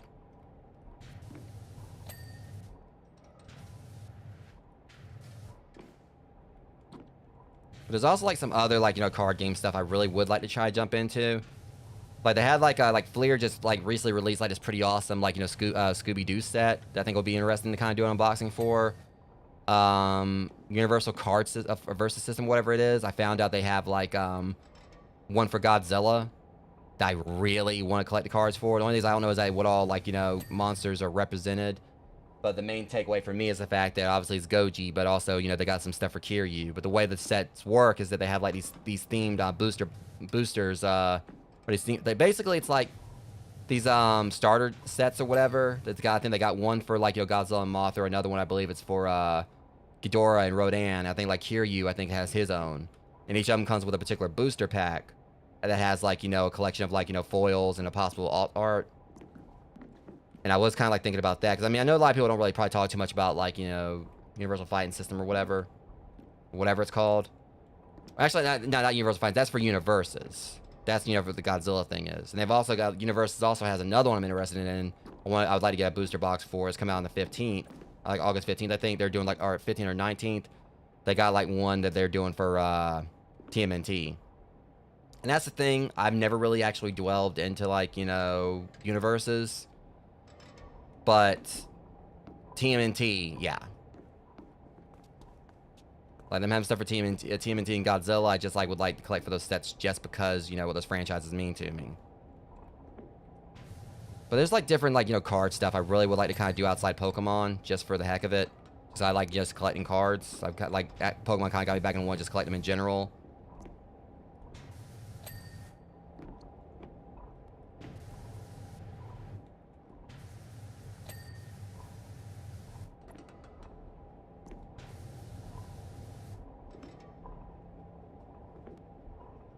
Yeah. And I've got this book, this massive book that I've yet to actually get through. That's basically a very, very comprehensive guide to TMNT. I think it's like everything from like the beginnings all the way up to like the stuff for the Last Ronin. I think it might cover Lost Years too. So basically it's it covers like Shredder's Revenge. It's like a very, very in-depth book that I haven't even like cracked the surface of.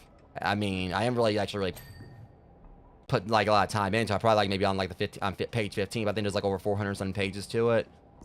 And I also got something coming in tomorrow I'm really excited about, which I'll share a picture of in just a second. Yeah, it's supposed to be arriving tomorrow, and I'm really stoked about. Actually, technically today, guys, realize it's after midnight. Thankfully, this should hopefully be the last job.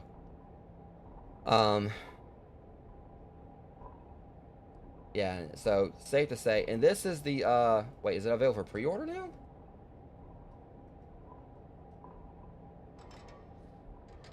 Yeah, this is the Universes thing for TMNT.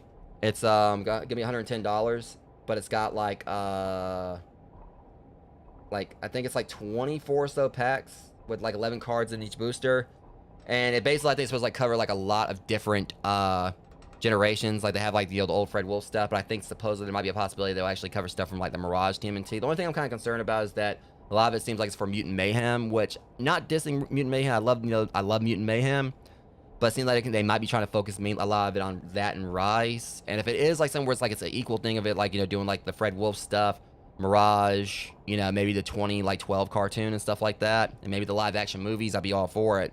But I don't know exactly what all cards are going to be in that one. But I would like to actually try collecting for that. But the other thing I was actually talking about was, yeah, so this is going to be arriving today, what it says. And I'm really going to, it's like 200 something pages for this.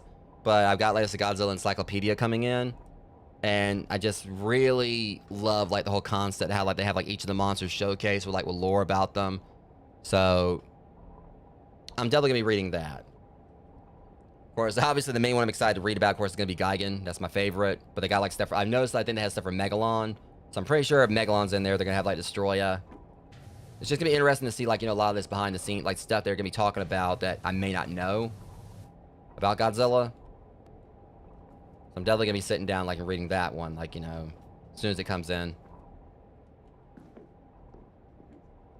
Okay, let me see here.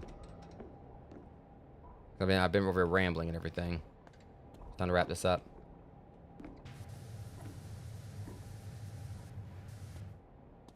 But overall, the night's been a really fun stream. It's been a good night. Definitely kind of countering, like, some of the awkwardness that happened, like, when I was playing Chrono Trigger earlier with that one moment. Like, not just, I ain't talking about the boss, but, you know, other stuff that the other stuff that happened I kind of talked about during the stream.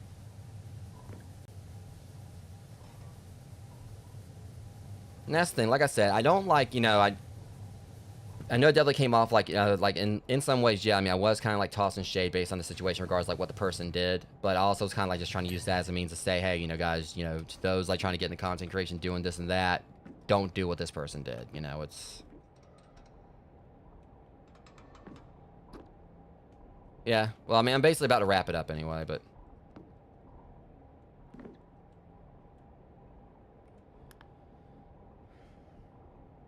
Our base front turrets.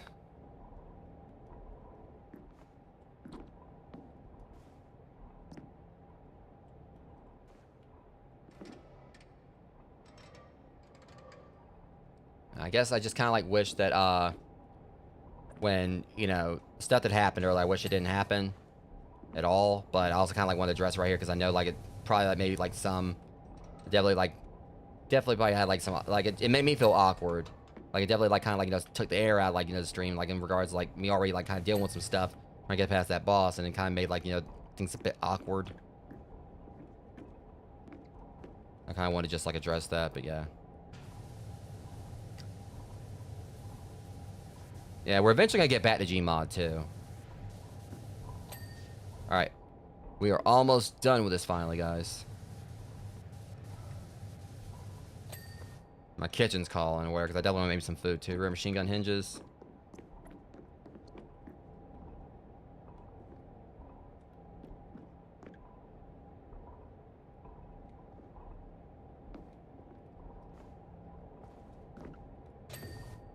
Alright, tank buster vents.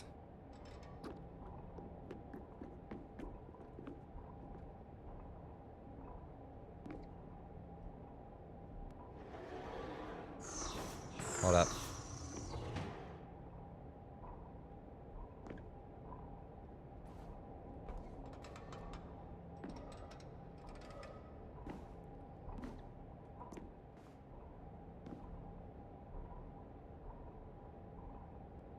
Yeah, I saw it. Tank buster vent. And we are done. Alright, guys. Hopefully that was the last job.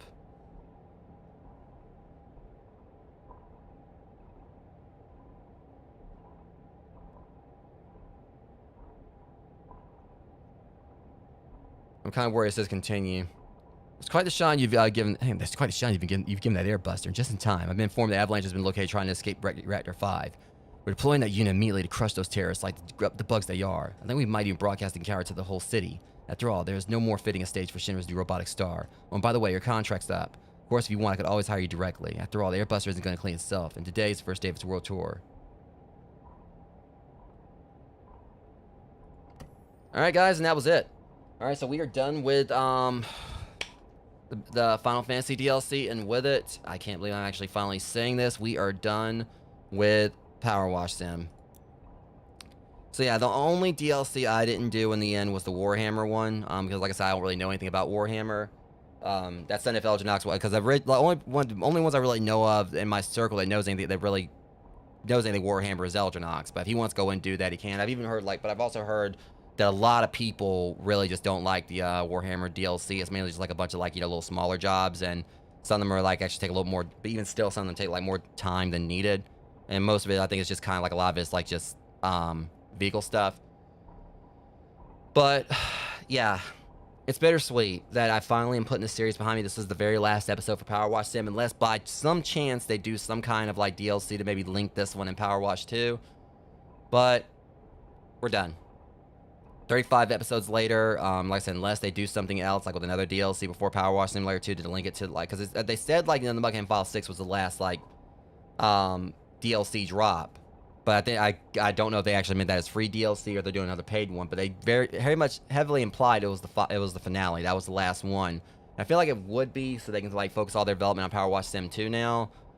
And that's supposed to be releasing sometime this year, but if they do by chance do something else for this, yeah, I'll continue that.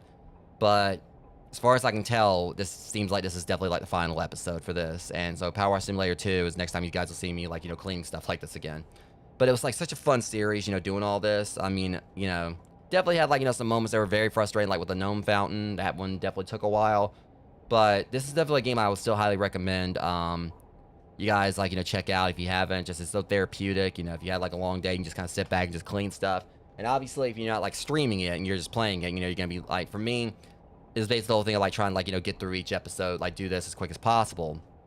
I try to do these quickly and everything. That's the reason the gnome fountain pit, frustrated me, because I was trying to get through things quickly, quicker on stream. But, if you're not streaming it, you just go in and just do it at your own pace and everything. It's still like a therapeutic game, regardless if you're trying to speed through, see how quick you can do the jobs, or just do it at a normal pace. But still, highly recommend this game. But I'm really excited for Powerwash Sim 2. I'm gonna be playing that mostly with my friends when it releases. But that said, next stream or next time next Wednesday, I'm just gonna be sticking purely, for right now.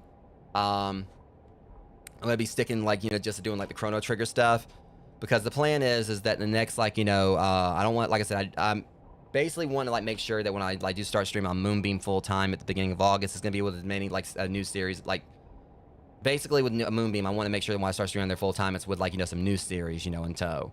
So that's the reason I didn't like want to like, start on there, like, in the middle of Doom the Dark Ages, or the middle of like Powerwash Sim, the middle of Chrono Trigger. So the plan is that if I'm not done with Chrono Trigger by the time I start like streaming on Moonbeam full time at the beginning of August, that's going to be when I'll just be focusing on Crime Scene Simulator, Crime Scene Cleaner, until I finish, Chrono Trigger, and then I'll be doing like a fresh playthrough of Castlevania Dawn of Sorrow, whichever one it is I play. Then, and also, start my fresh, playthrough of Bloodborne on, Moonbeam. So yeah, this was like, such a fun like experience going through and playing this game all the, for the past few years. So in all, basically usually like just on Wednesday, sometimes playing it more than like more times a week than Wednesday. And also like, once I got back into it, after taking a break for a while, like trying to alternate between it and Arcade Paradise, and trying to focus me on the Arcade Paradise when I was trying to finish that one up. So Powerwash Sim 2 whenever it releases, guys. But as far as my Wednesday streams, like moving forward until I start streaming on Moonbeam, it's just gonna be Chrono Trigger. Just so as we continue to try to wrap that up. Who knows? Maybe if I'm lucky, I might finish Chrono Trigger before I start. Like by the time I start doing my full-time stuff on Moonbeam. But we'll just have to wait and see how it goes. But as far as the next stream's concerned, that'll be sometime today. It's gonna be like maybe like another either like 1 or 2 episode thing, or something that's gonna be like another one-off, because I've got like little smaller projects I'm trying to take care of before I start on Bloodborne. But you guys will know what's gonna be when I play it. Like I said, it could be Teenage Mutant Ninja Turtles Splintered Fate. It could be me getting back in the Dream Core, since I did try to do a series for that before, and didn't actually, stuff happened where I ended up having to like delete the stream. So if I do that, I'll be starting over. Whatever the case, something's gonna be coming sometime today. But when it happens, it'll happen. But I'm excited for whatever game it is I play. I got a few ideas. And then, of course, this weekend, we were going to, like, try to maybe, like, jump in and do, like, some a day out. Get back into playing that. Maybe we still will. But also, since it is Mickey D43's weekend off, we do also need to continue with Hypercharge on box. So we may be jumping back into that. But again, whatever it is I'll be playing, you guys will know when it happens. But for now, if you guys enjoyed the stream, deeply appreciate if you like, comment, and share. If you aren't subscribed to the channel, appreciate that also, since we are coming up on 1,000 on here. And with that said, I'm going to go and get me some food, and I'm going to get me some rest, because I'm going to be hitting the gym in the morning.